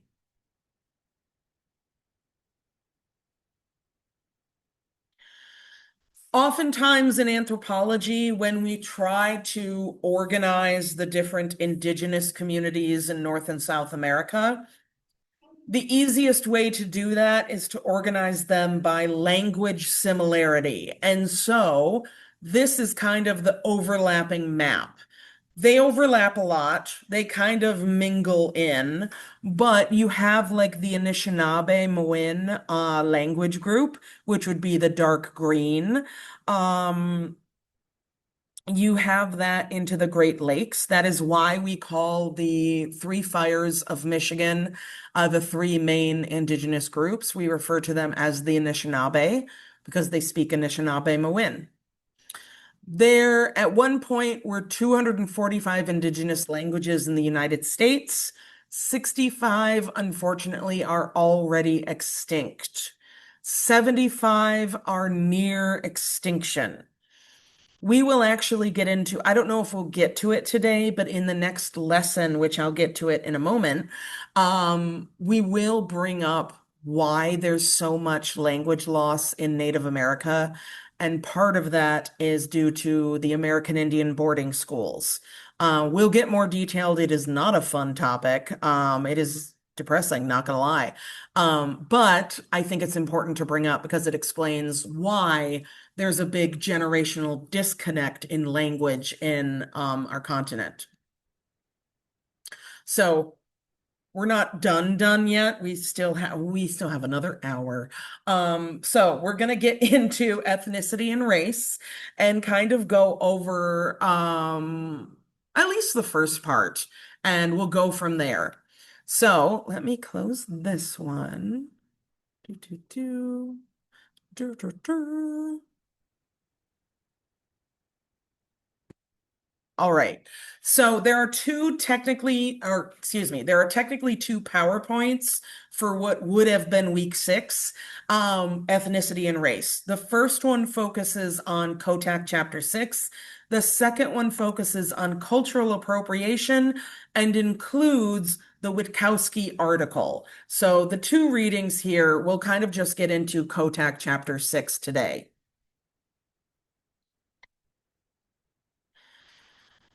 Oftentimes in our society, outside of academia, we have a tendency to conflate ethnicity and race, and meaning we use ethnicity when we mean race, or we say race when what we mean is ethnicity. Now, the good news is I'm not going to harp on you if you confuse the two, but I do want to define them here in this lesson. So an ethnic group is one among several culturally distinct groups in a society or region. Versus ethnicity is identification with those groups, feeling a part of an ethnic group, and usually exclusion from certain other groups because of this affiliation. So if I say my ethnicity is, I am a white European American, that is me saying, therefore, I am not a African American. I am not an Asian American. I am identifying within this group only. Now, mixed race people definitely exist, so I'm not saying you're not allowed to mingle. You're definitely allowed to say I am both a European American and an Asian American. You definitely exist. But for me, when I identify with one group, it's exclusion from other groups. Warning that ethnic is not the appropriate term when what you mean is person of color. Luckily, thankfully, I'm seeing this fall out of favor, but especially when I was a kid, and like a teen, it was more common for white folks to refer to someone as just ethnic. And usually what they meant was they are a person of color. But before we had that language, basically, I think what happened, this is a theory of mine. I think what happened is culturally, it used to be acceptable to refer to people of color, kind of the reverse, saying colored people. That fell out of favor because it was used mostly as a slur. So the people of color were saying, don't call us that anymore. And white folks were kind of scrambling, trying to figure out, okay, well, then what do we call you? And rather than just, ask them, many white people said, oh, well, they are brown or black and therefore ethnic. We're all ethnic. We all have ethnicities. So I'm seeing that kind of falling out of favor. It used to be more common in grocery stores that we had the ethnic food aisle. Now, thankfully, I'm seeing most of them renamed as like world foods or international foods. So I'm seeing that changing, luckily, but that's my little warning.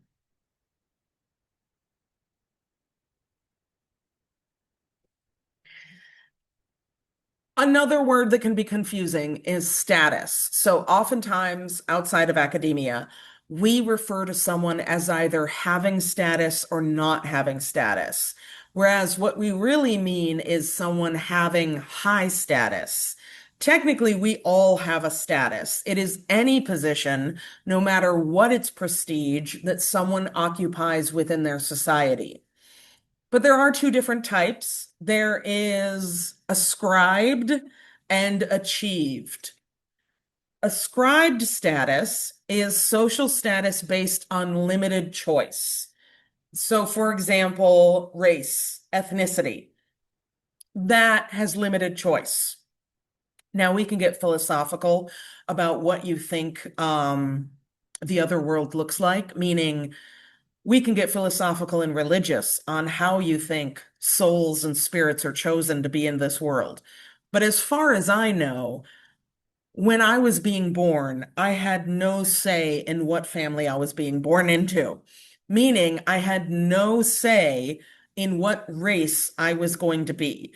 I was born a white lady because I was born biologically to two white folks. So yeah, I had no say in that matter. Versus an achieved status is a social status based on choices or accomplishments. So something I earned, something I actually decided to do. Being a professor, that is an achieved status, meaning, yes, I earned it, but also it could be stripped from me. If they, the infamous they, if my boss comes to sit in on my class and realizes that I don't know what I'm talking about and should not be teaching, he could fire me and then I would lose that status because it was stripped away from me. Versus an ascribed status, even if I move countries, even if I marry and reproduce with someone of a different race, I'm still a white lady. Like, I cannot change that. Now, when we talk about race and ethnicity, the topic of white privilege usually comes up. So I wanted to take a moment to kind of define it and just kind of give a little explanation.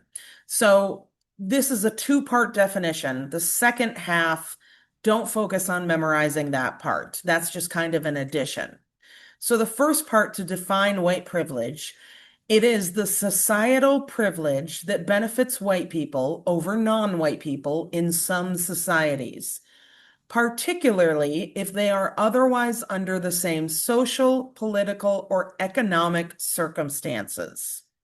The addition is, it's a little lengthy, with roots in European colonialism and imperialism and the Atlantic slave trade, white privilege has developed in circumstances that have broadly sought to protect white racial privileges, various national citizenships, and other rights or special benefits.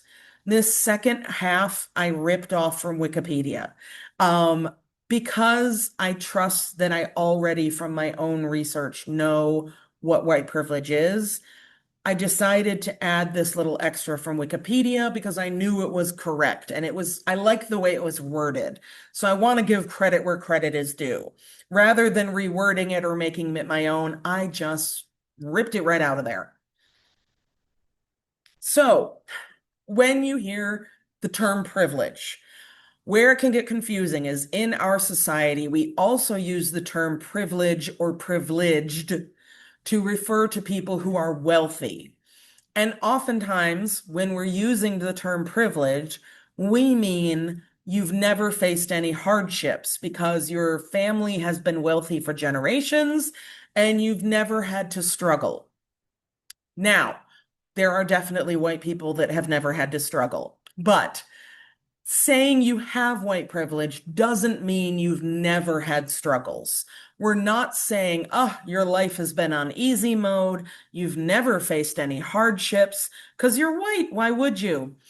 What we're really saying is any of the hardships you face are not because of the color of your skin. So, for instance, me as a white lady, if I am up for promotion at my job and they pass me up and I do not get the promotion, I can rest easy knowing that I was not passed up for that promotion because I'm white. I may have been passed up for other things. Now, we're not going to quite get into it yet. I could be oppressed for other reasons. I could be discriminated against for other reasons. It could be my gender. There are a few other things without getting all into my personal life, but there are some other reasons where I might say, ooh, could it have been about that? But I'm never going to be passed up for a job because I'm white. Versus, unfortunately, very often people of color have been passed up for jobs, either historically or modernly, because of the color of their skin. Now, I'm not saying that's the only reason why a person of color is passed up for a job. You also are going to be passed up if you are not good at it or if you don't have the education required. But if you think education, if you are a white person, you may have better access to education than a person of color. It's a lot of varying layers, but I don't want you to think that white privilege means we're saying white people never have any hardships. No, we do. There can be class hardships, gender hardships, things like that, for sure. But we're not facing racial hardships.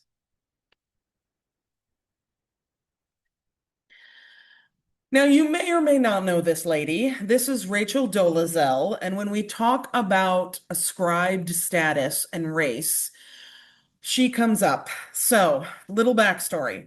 This is Rachel. When the world discovered who Rachel was outside of Eastern Washington, what we knew was Rachel was identifying as a Black African American woman. She had brown skin. Her hair was textured like a Black woman's, or she would wear a lot of wigs or things like that. And she was identifying as a Black woman. When she went through college, she took full ride scholarships that were awarded to her under the assumption that she was a Black student. Once she graduated, she held presidency in the Spokane, Washington NAACP, and she taught at Eastern Washington University. Her PhD, I think she has a PhD, but her higher education was in African American studies. And some of the classes she taught included African American culture and the Black woman's struggle. Now, what was shocking is what we all discovered around the same time is that Rachel is as white as I am. She was born biologically to two white parents. She was raised in a white household. Now, if I remember correctly, her parents, when she was older, did adopt some Black children, but her parents were still white.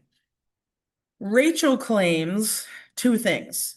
She has claimed that, yes, she was biologically white and culturally white, but that she is transracial, identifying as a Black woman.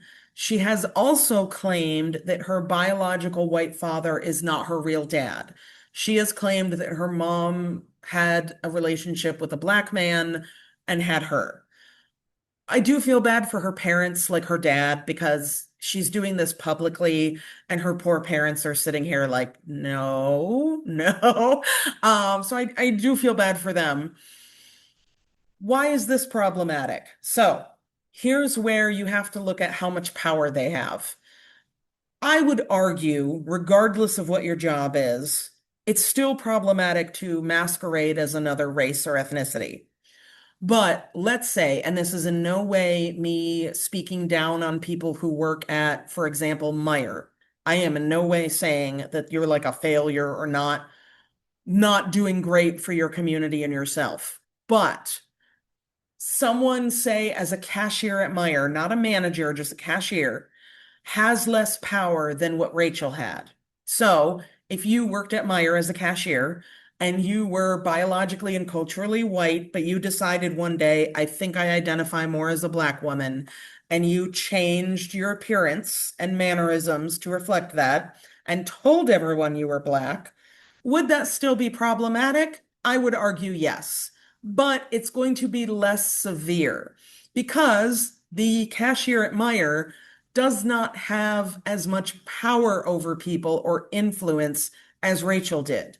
Rachel was a professor of African American studies. She held presidency in the NAACP, which is a Black person's organization. Now, I keep doing a lot of nows.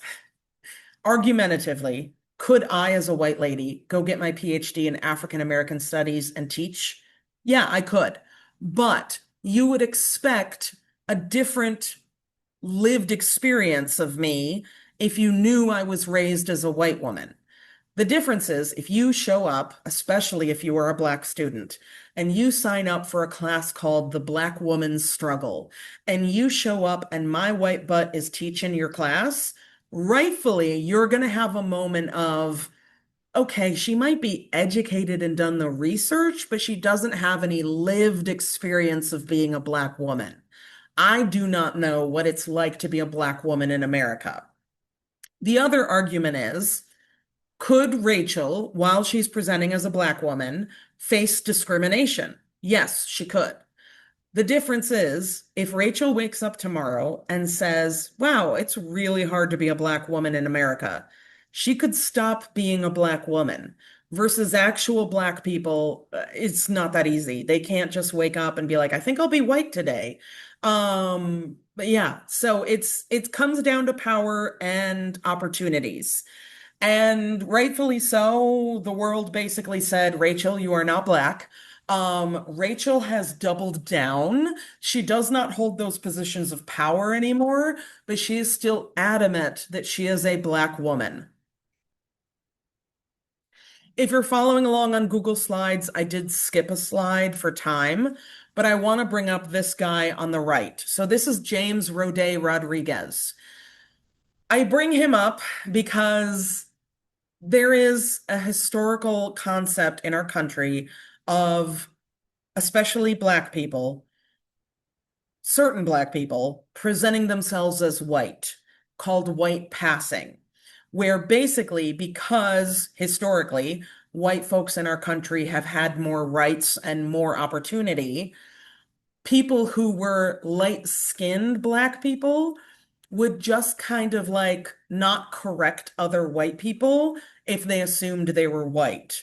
So they would say, just be very light-skinned and maybe with features that would look more European. Perhaps they're mixed race, things like that.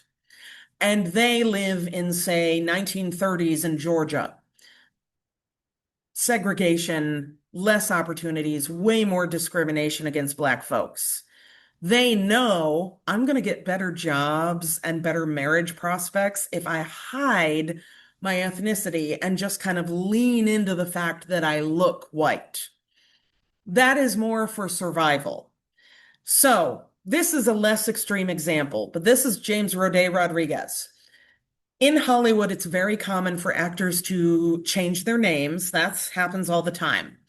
But we know through social science research that, especially in Hollywood, unfortunately, people of color get less callbacks for leading roles than white folks. Now, it's gotten better, but it's still problematic.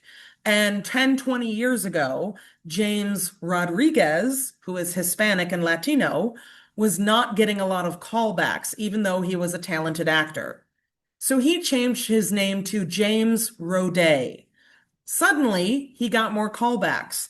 He landed a lead role on the show Psych, which I loved that show. It was very cute. And he basically just kind of leaned into the fact that he was white passing. If you asked him, unlike Rachel Dolezal, if you ask Rachel Dolezal, what's your race? She's going to say Black. Historically, if you asked James Roday, what's your race? He would say, okay, Hispanic, I'm Latino. But he wasn't really correcting people. He just kind of let people guess he was white and let it go.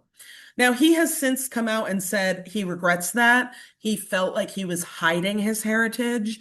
And he's since adopted, I think he calls himself James Roday Rodriguez, like he uses both names. But he's kind of gone back into an authentic role. Side note, on the TV show Psych, there's an episode towards the end of the series where he goes undercover on a telenovela and speaks wonderful Spanish. And it's never addressed in the show because the character's father is white. The kid that plays him when he's a kid is white. Like, the character is white, but just randomly speaks beautiful Spanish in an episode. And the other characters are just like, huh, you speak really good Spanish. And it's funny now watching that episode and being like, yeah, because he's Latino.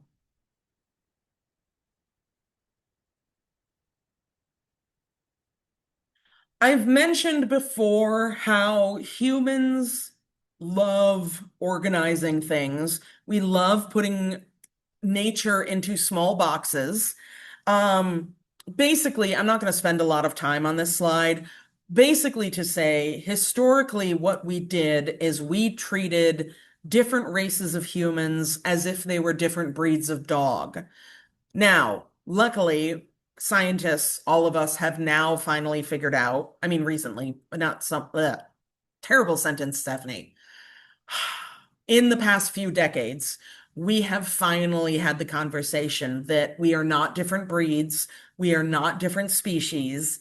And in fact, now that we've kind of looked at the human genome and looked at our genetics, we've now figured out that genetically, there is no genetic difference between the races. In fact, if you took two Black people who were born and raised in the same country, and you compared their genetics, there would probably be more differences between those two Black people than if you took one of those Black people and compared them to like a white person from the same country. So it's weird. It's confusing.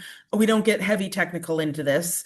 In physical anthropology, we get a little more technical, but it's interesting. Basically, there's no genetic marker that says like, oh, this person's going to be Asian or this person's going to be Latino. It just doesn't exist. When we talk science, An argument I hear against science is that someone will say, well, I don't trust scientists because they change their minds sometimes. In reality, what is happening is if we're proven wrong, rather than doubling down and saying, no, I'm right, you're wrong, we look at the facts. And when there's actual empirical evidence, we say, oh, I guess I was wrong. And we correct our mistakes. Where we're actively correcting our mistakes is our theories of when and how humans came to North and South America. So the long-held theory is called Out of Africa, where it shows Homo sapiens, us, originating in Africa and then spreading out throughout the globe.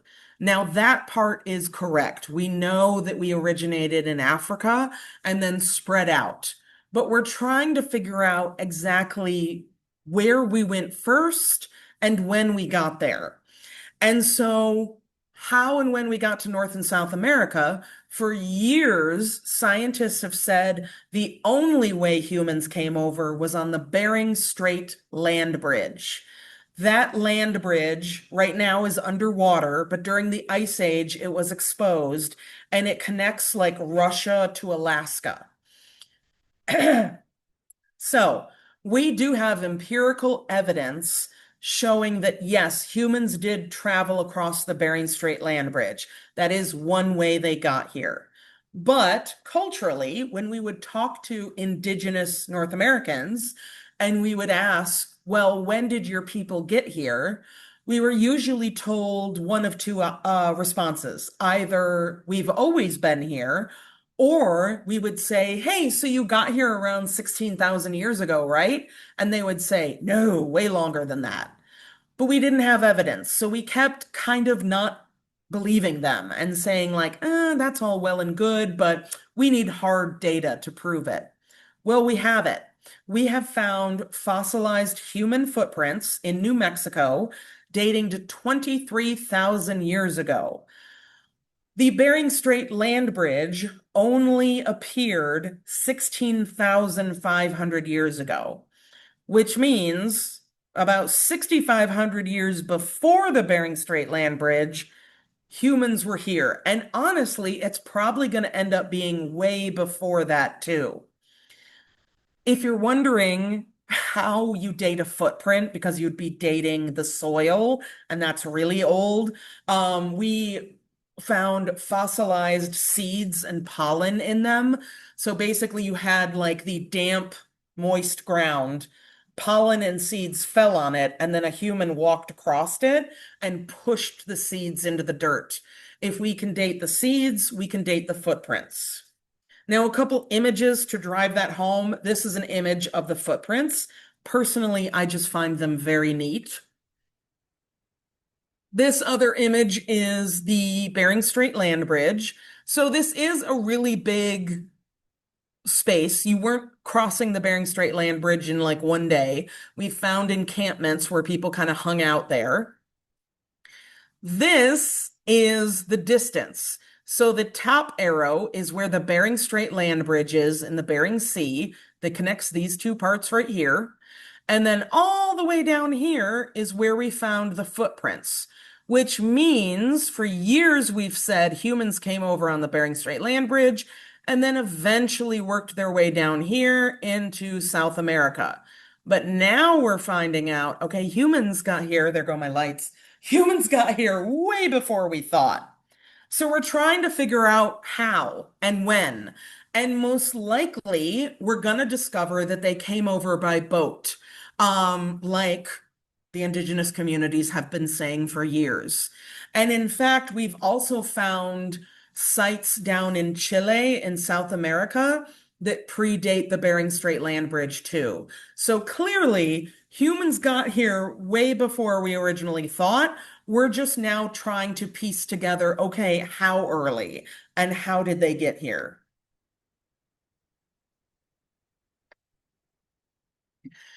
While race and the categories of race are a social construct, it's important to remember it doesn't erase the racism that exists every day.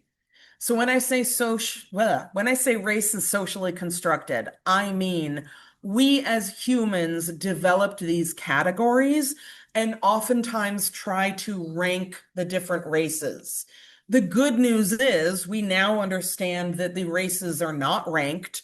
It is not a hierarchy. One is not above the other, but rather that we are all just slightly different variations of the same species. Racism refers to discrimination against an ethnic group assumed to have a biological basis. It can be individual or it can be systemic.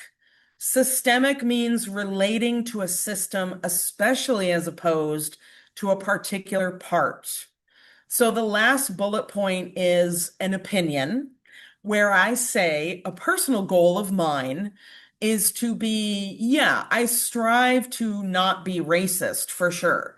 Meaning I police my own individual actions and I make sure that I'm not using outdated racist language. I make sure that I'm not holding on to racist stereotypes or that I'm not being actively discriminatory against other ethnicities. That's being not racist. But I also try, not saying I always succeed, but I try to be anti-racist.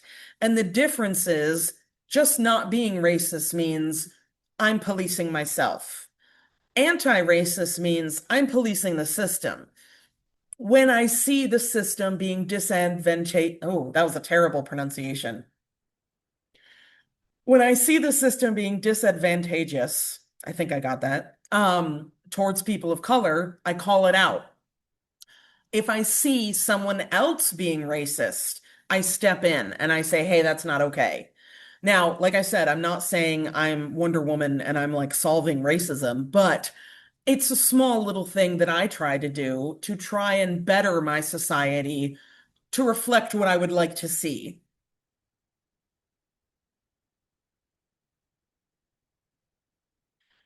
But racism, like we know it today, has not always existed. It is not historically accurate to depict an ancient world void of diversity. Very often in Hollywood, we love a historical film, and unfortunately, a lot of times Hollywood will cast a historical film with only white folks. And then when we push back and say, hey, why didn't you hire any people of color? Their argument is, oh, well, it's Regency England. There were no black people.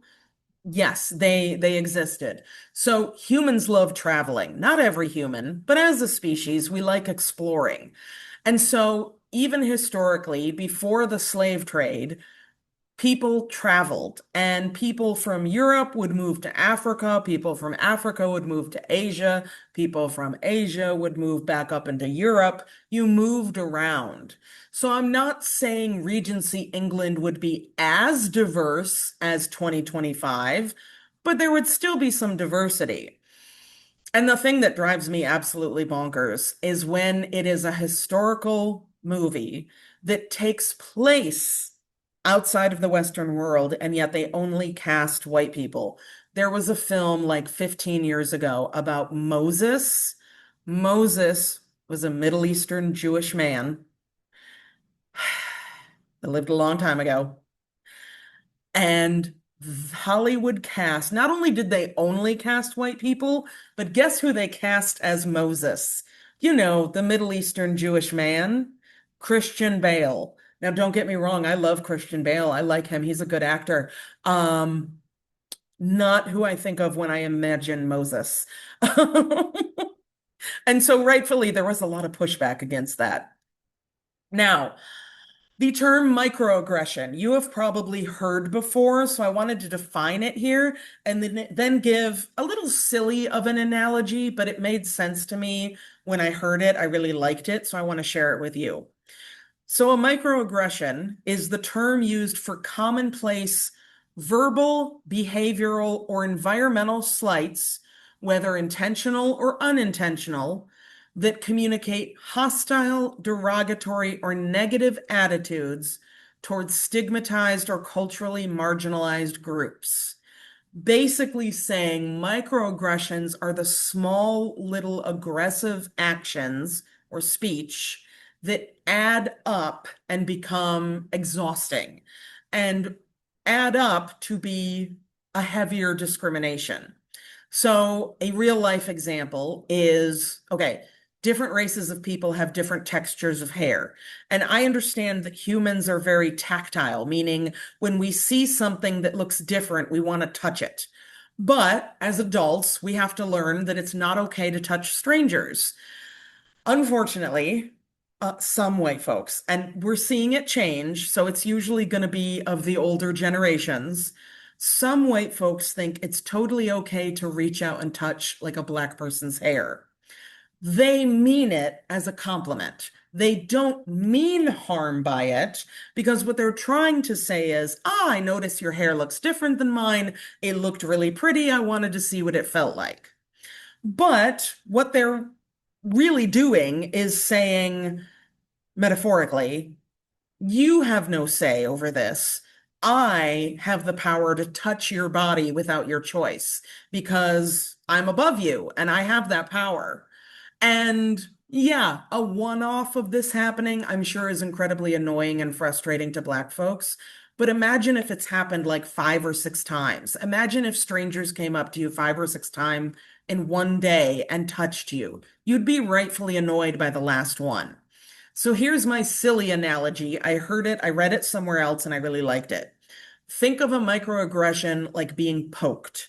So let's say your friend sits down next to you, or not a friend, and they poke you, and they poke you in the arm, and ow, it hurts, but whatever. But let's say they just continually keep poking you. And if they continue poking you in the same spot, you're going to bruise. And if they keep poking you on that bruise, eventually your skin's going to break open and you're going to have a cut on you. Now you have a bruise and a cut, and your friend has stopped poking you, and you pull your sleeve down. So now you go out in the world and nobody knows you have a bruise and a cut there. Someone else comes up to you and they mean no harm by it. They're just trying to be silly and they slap you on the arm. That's going to hurt like hell. And you are probably going to snap at that person and be like, how dare you? That other person didn't mean any harm, and they didn't realize that you had a cut there. They didn't know you'd been poked repeatedly by somebody being a jerk. But think of it that way. It's something unseen that once you have to deal with it over and over and over again, even though it's a small little thing, it feels way more and way more drastic. So kind of a silly analogy, but I don't know. I liked it. Oh, I forgot I have one short video. This is my humor break, so you don't have to love my humor, but this is a TikTok of a gentleman. As a heads up, he does curse. So I'm hoping we're all adults and we can handle the occasional curse word. But the joke is when we use colors to refer to people, his joke is it's obviously white people that came up with the colors because they don't always match. So little joke here for you. Think about the colors of people. Who came up with the colors of people? It had to be white people because they picked white for themselves. White people are not white. They're light pink at best. So here's what I think it was: 2 white explorers. They were going to all the different countries exploring, right? I think they went to India first. They saw people look like me. They were like, we're white, they're brown. This is going to be easy. Let's keep it moving. And then they went to Africa. They saw the Africans and they were like, shit, all right. These people are also brown. What do we call them?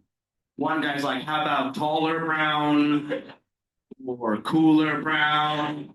He's like, too many syllables, let's just go with black. And he's like, yeah, but technically they're not black. He's like, I know, but this is more of an efficiency thing at this point. So let's just keep it moving, white, brown, black, and then we're done with shades of brown, no more brown.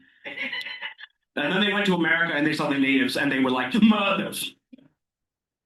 Well, yeah, one guy's like, it's like, are you even look? The only red person I've ever seen is a very angry white guy, if I'm being honest. Okay, so silly, but it made me laugh. Think about Shush. There we go. Segue. We're going to talk about why we're different skin colors and kind of explain it in the next few slides. So you have probably heard of natural selection. You may have heard it referred to as survival of the fittest. And the reason why I have Arnold Schwarzenegger up there is when we hear fit, sometimes we have a tendency to think like physically fit, meaning who's most athletic. That's not what we're saying. It is the process by which the forms most fit to survive and reproduce in a given environment do so. Over generations, organisms that are less fit die out, and favored types survive by producing more offspring. So basically, if you think of, I'll give you an example on the next slide that you might be familiar with this example.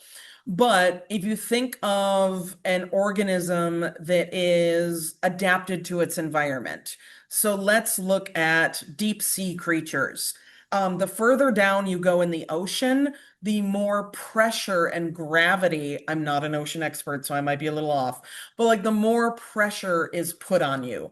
That's why if we go down in submarines, they have to be pressurized because otherwise it's happened before, unfortunately. They will implode. So some species of fish have adapted to surviving under that pressure. And basically what happens is you have a fish that survives off of less pressure, but they have a few specimens that happen to survive great under pressure.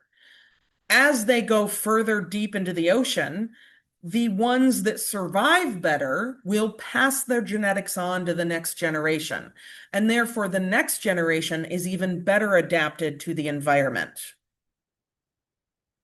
This is the example you may have heard before, the peppered moths of England during the Industrial Revolution of the 1800s. So there are two images of moths on this screen. The peppered moth, let me preface, all of these images are the same species of peppered moth.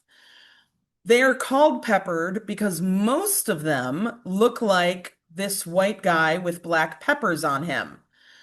The reason why is because they are camouflaged very well on the trees. The picture up top, there is a moth. He is very well camouflaged. I'm going to move my cursor around it if you can see it. This is the body of the moth, and then we have one wing on the left and one wing on the right. Now, this species of moth does occasionally produce genetics that cause the coloration of all over black moth.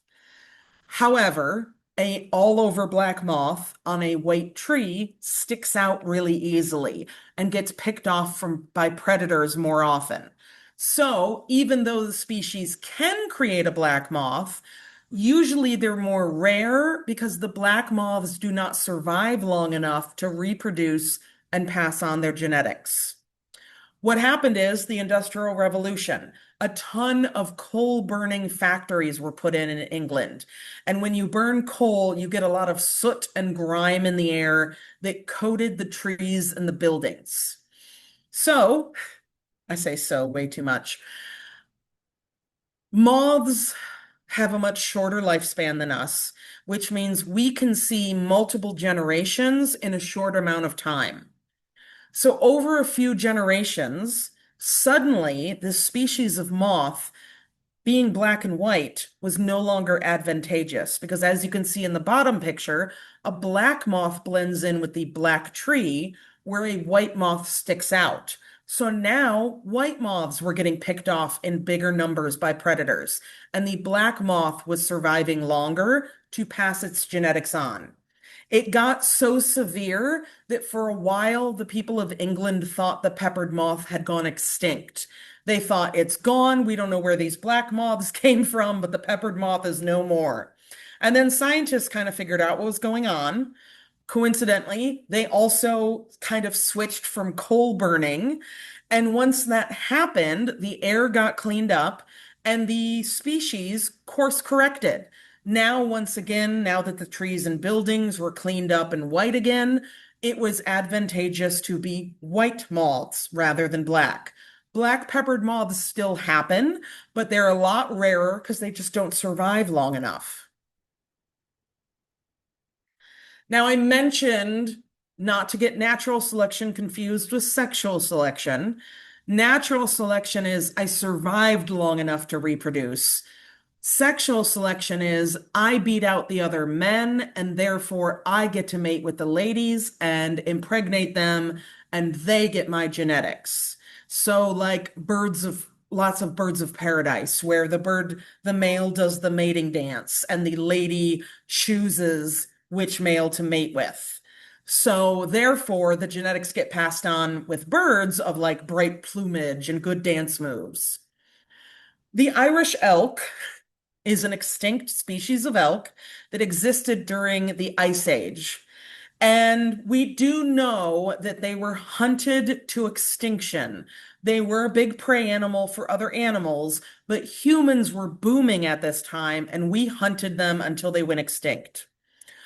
But what we're pretty sure happened, why they became the go-to hunting object, is the antlers. So similar to like white-tailed deer here in the US, they have a rutting season. And during the rutting season, it's right before the mating season, and the males rut. They compete.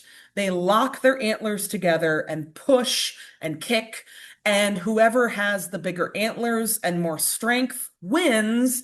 And then that male mates with the females and passes his genetics for big antlers on to the next generation. So, sexual selection says the bigger the antlers, the more likely you are to pass on your genetics. So, sexual selection for these Irish elk, we're saying bigger antlers, bigger antlers, bigger. Natural selection stepped in, and basically what we're pretty sure happened is the antlers got too big. They became burdensome. They were very heavy. It slowed them down because the more weight you have, the slower you move. And they would regularly get stuck in like foliage, like trees.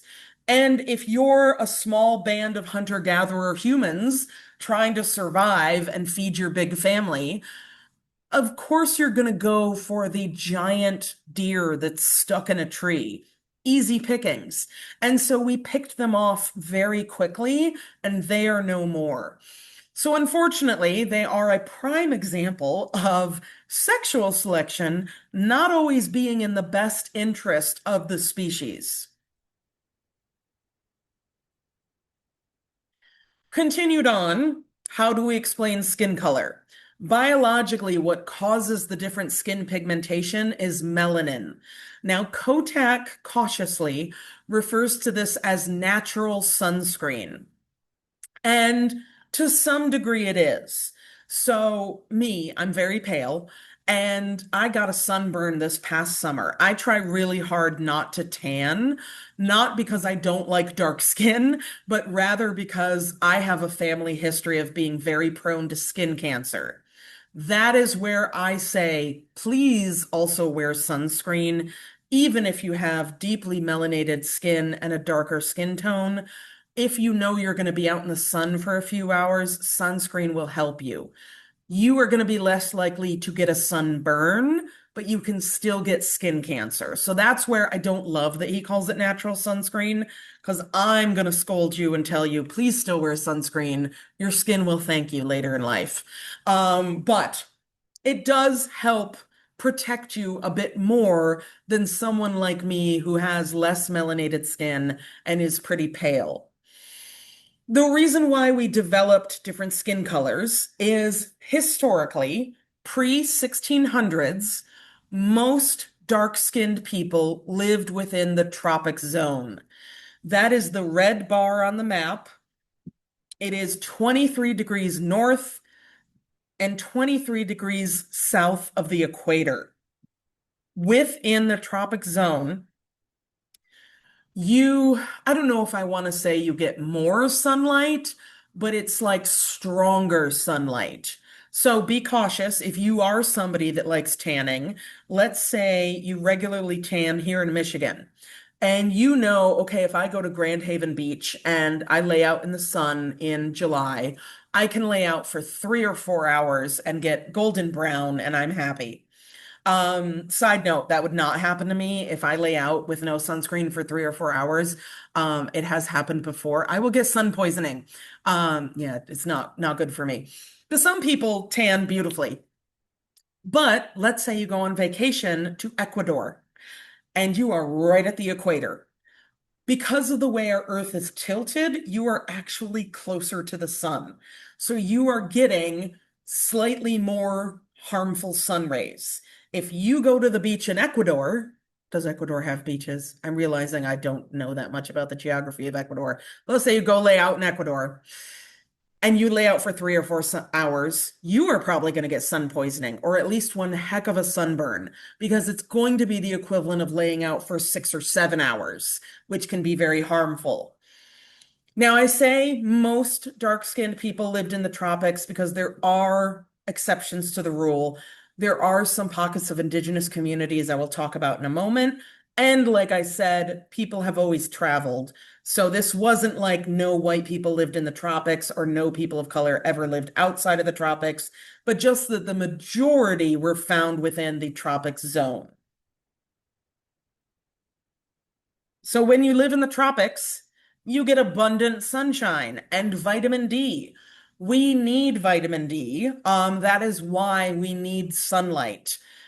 If you never, ever, ever get sunlight and you don't take any supplements, you will develop rickets. It is a bone disease. It is painful. It is very problematic. I do not recommend rickets. So that is why if you are somebody that does not go out in the sun very regularly, your doctor will probably prescribe you vitamin D supplements because your body needs it.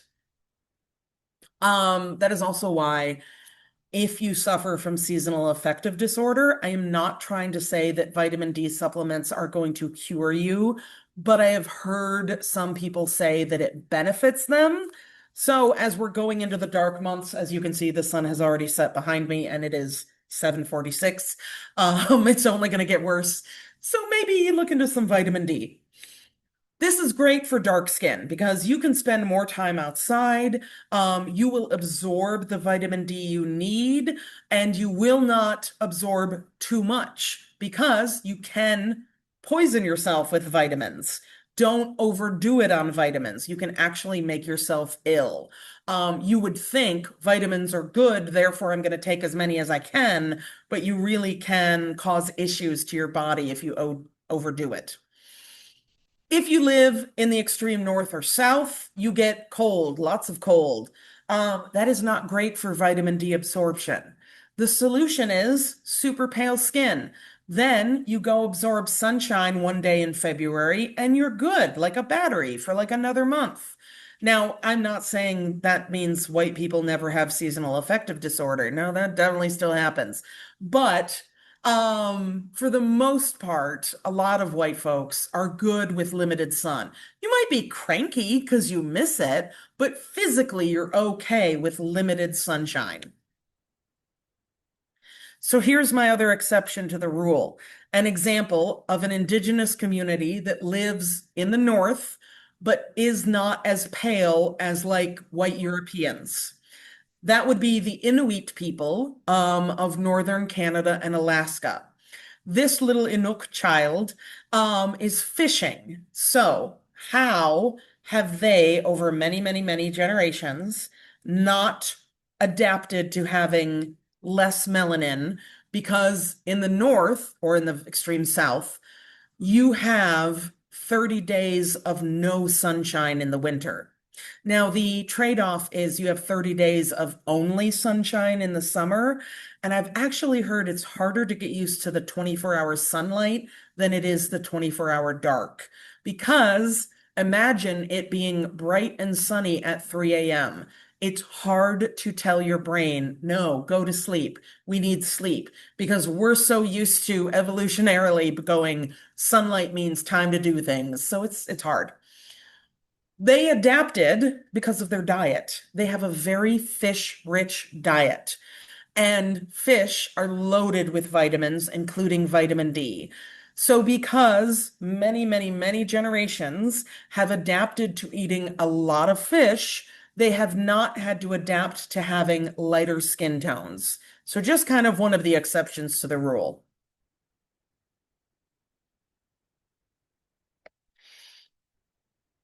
As I mentioned, we oftentimes outside of academia use race and ethnicity interchangeably.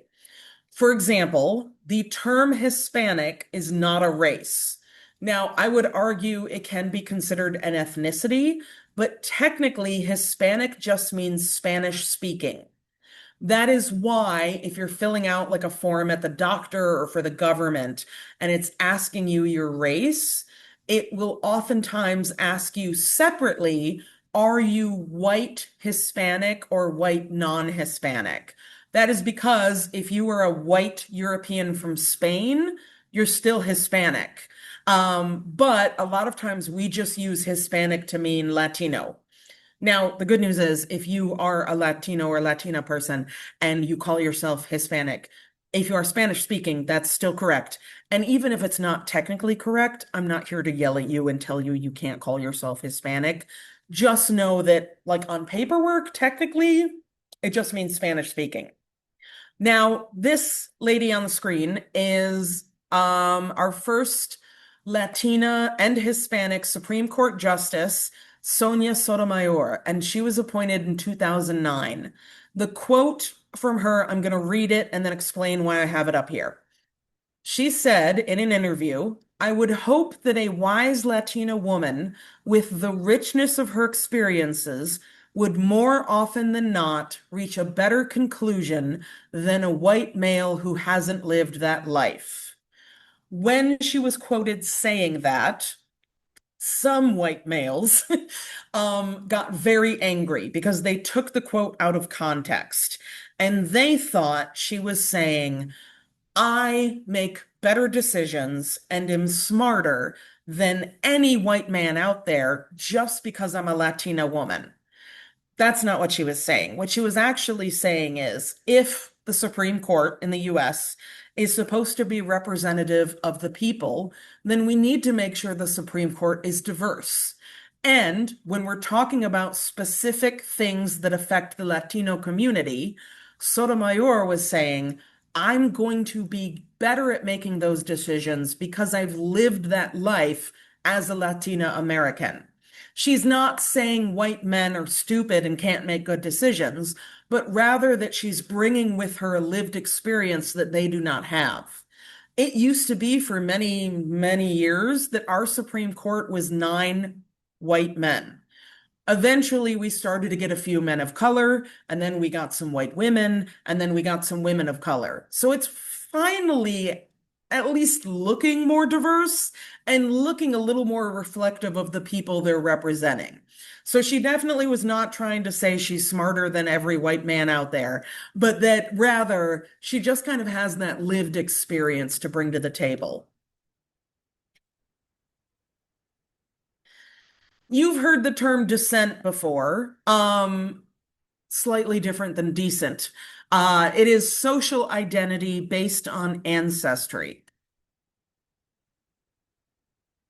Most of us trace our descent through both parents. It can get complicated because we do have a lot of diverse families, but for the most part, we have 2 biological parents, and they're the ones we trace our like lineage through. They may not be our cultural heritage. I'm thinking of like people that were adopted. Like let's say we might get into it in gender and sexuality, but there's a reason why a lot of little girls from China have been adopted into American families.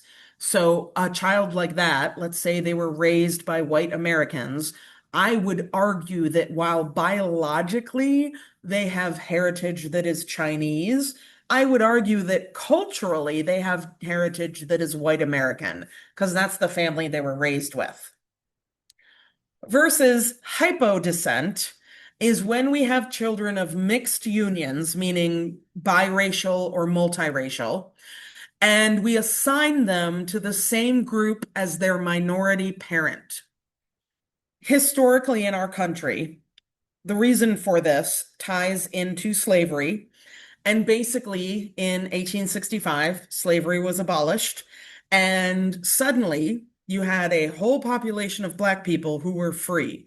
Now, they in no way had the same rights and freedoms and privileges as their white counterparts, but they were at least no longer enslaved. That was deemed very threatening to white folks. And even though in most states interracial marriages were illegal, we knew throughout slavery that they still happen. Interracial relationships still happen. But white folks were nervous. They didn't want mixing between the races. And so, as a punishment, they enacted the 1/8 rule or 1 drop rule that said if you have 1 out of 8 great grandparents who is Black, or if you have, quote, 1 drop of African descent, you would be considered Black in America. Therefore, even if of my 8 great grandparents, I had one, let's say my great grandma on my dad's maternal side was Black, and everybody else was white, they would argue that I would still be considered 100% Black. It was a way to try and dissuade these unions, because if I was considered Black in 1865, like I said, yes, I was free. I still couldn't vote. I still could, if I was a woman, I couldn't own property. There's still a lot of things that were keeping me down. Not me, but if in this scenario. Now, not quite the opposite of hypo descent, which we might get into when we talk about Native America, but there is a tendency for a lot of white folks to claim Native American ancestry when they have none. More often than not, what I hear is a white person saying, "Oh, my great grandma was a Cherokee princess." And I'm here to say, no, she wasn't, because one, the Cherokee didn't have princesses, and don't have princesses. And two, we can't all have the same great grandmother. That's just not possible. So when I meet tons of different white folks claiming that, I'm not going to yell at them, but I am in my head going to think like, I think somebody lied to you. Now, 2 great examples of hypo descent. We have former President Barack Obama and we have Meghan Markle. Now, I do understand. So President Barack Obama has Black ancestry and white ancestry. So I'm trying to make sure I don't overspeak. So there are theories that we have had biracial presidents before him. However, as far as we know, he is the first biracial president. That me saying that I like those theories and I'm intrigued in them, but I can't go back in time and yeah, who knows? As far as we know, he's our first biracial president. But most Americans refer to him as the first Black president. And I understand, one, we wouldn't usually identify him as strictly white. And it's also less exciting. Saying, hey, we got our first Black president is way more exciting and newsworthy than saying, hey, we elected our 44th white guy. Like, yeah, it was the 44th one in a row. That's less exciting. Meghan Markle, a lot of times her Blackness is brought up in a bad way. If you look at like the British royal family, some of them have been pretty racist towards her and are very discriminatory about including her in the family. So oftentimes you end up with them getting kind of just tied in with whichever lineage is considered less advantageous.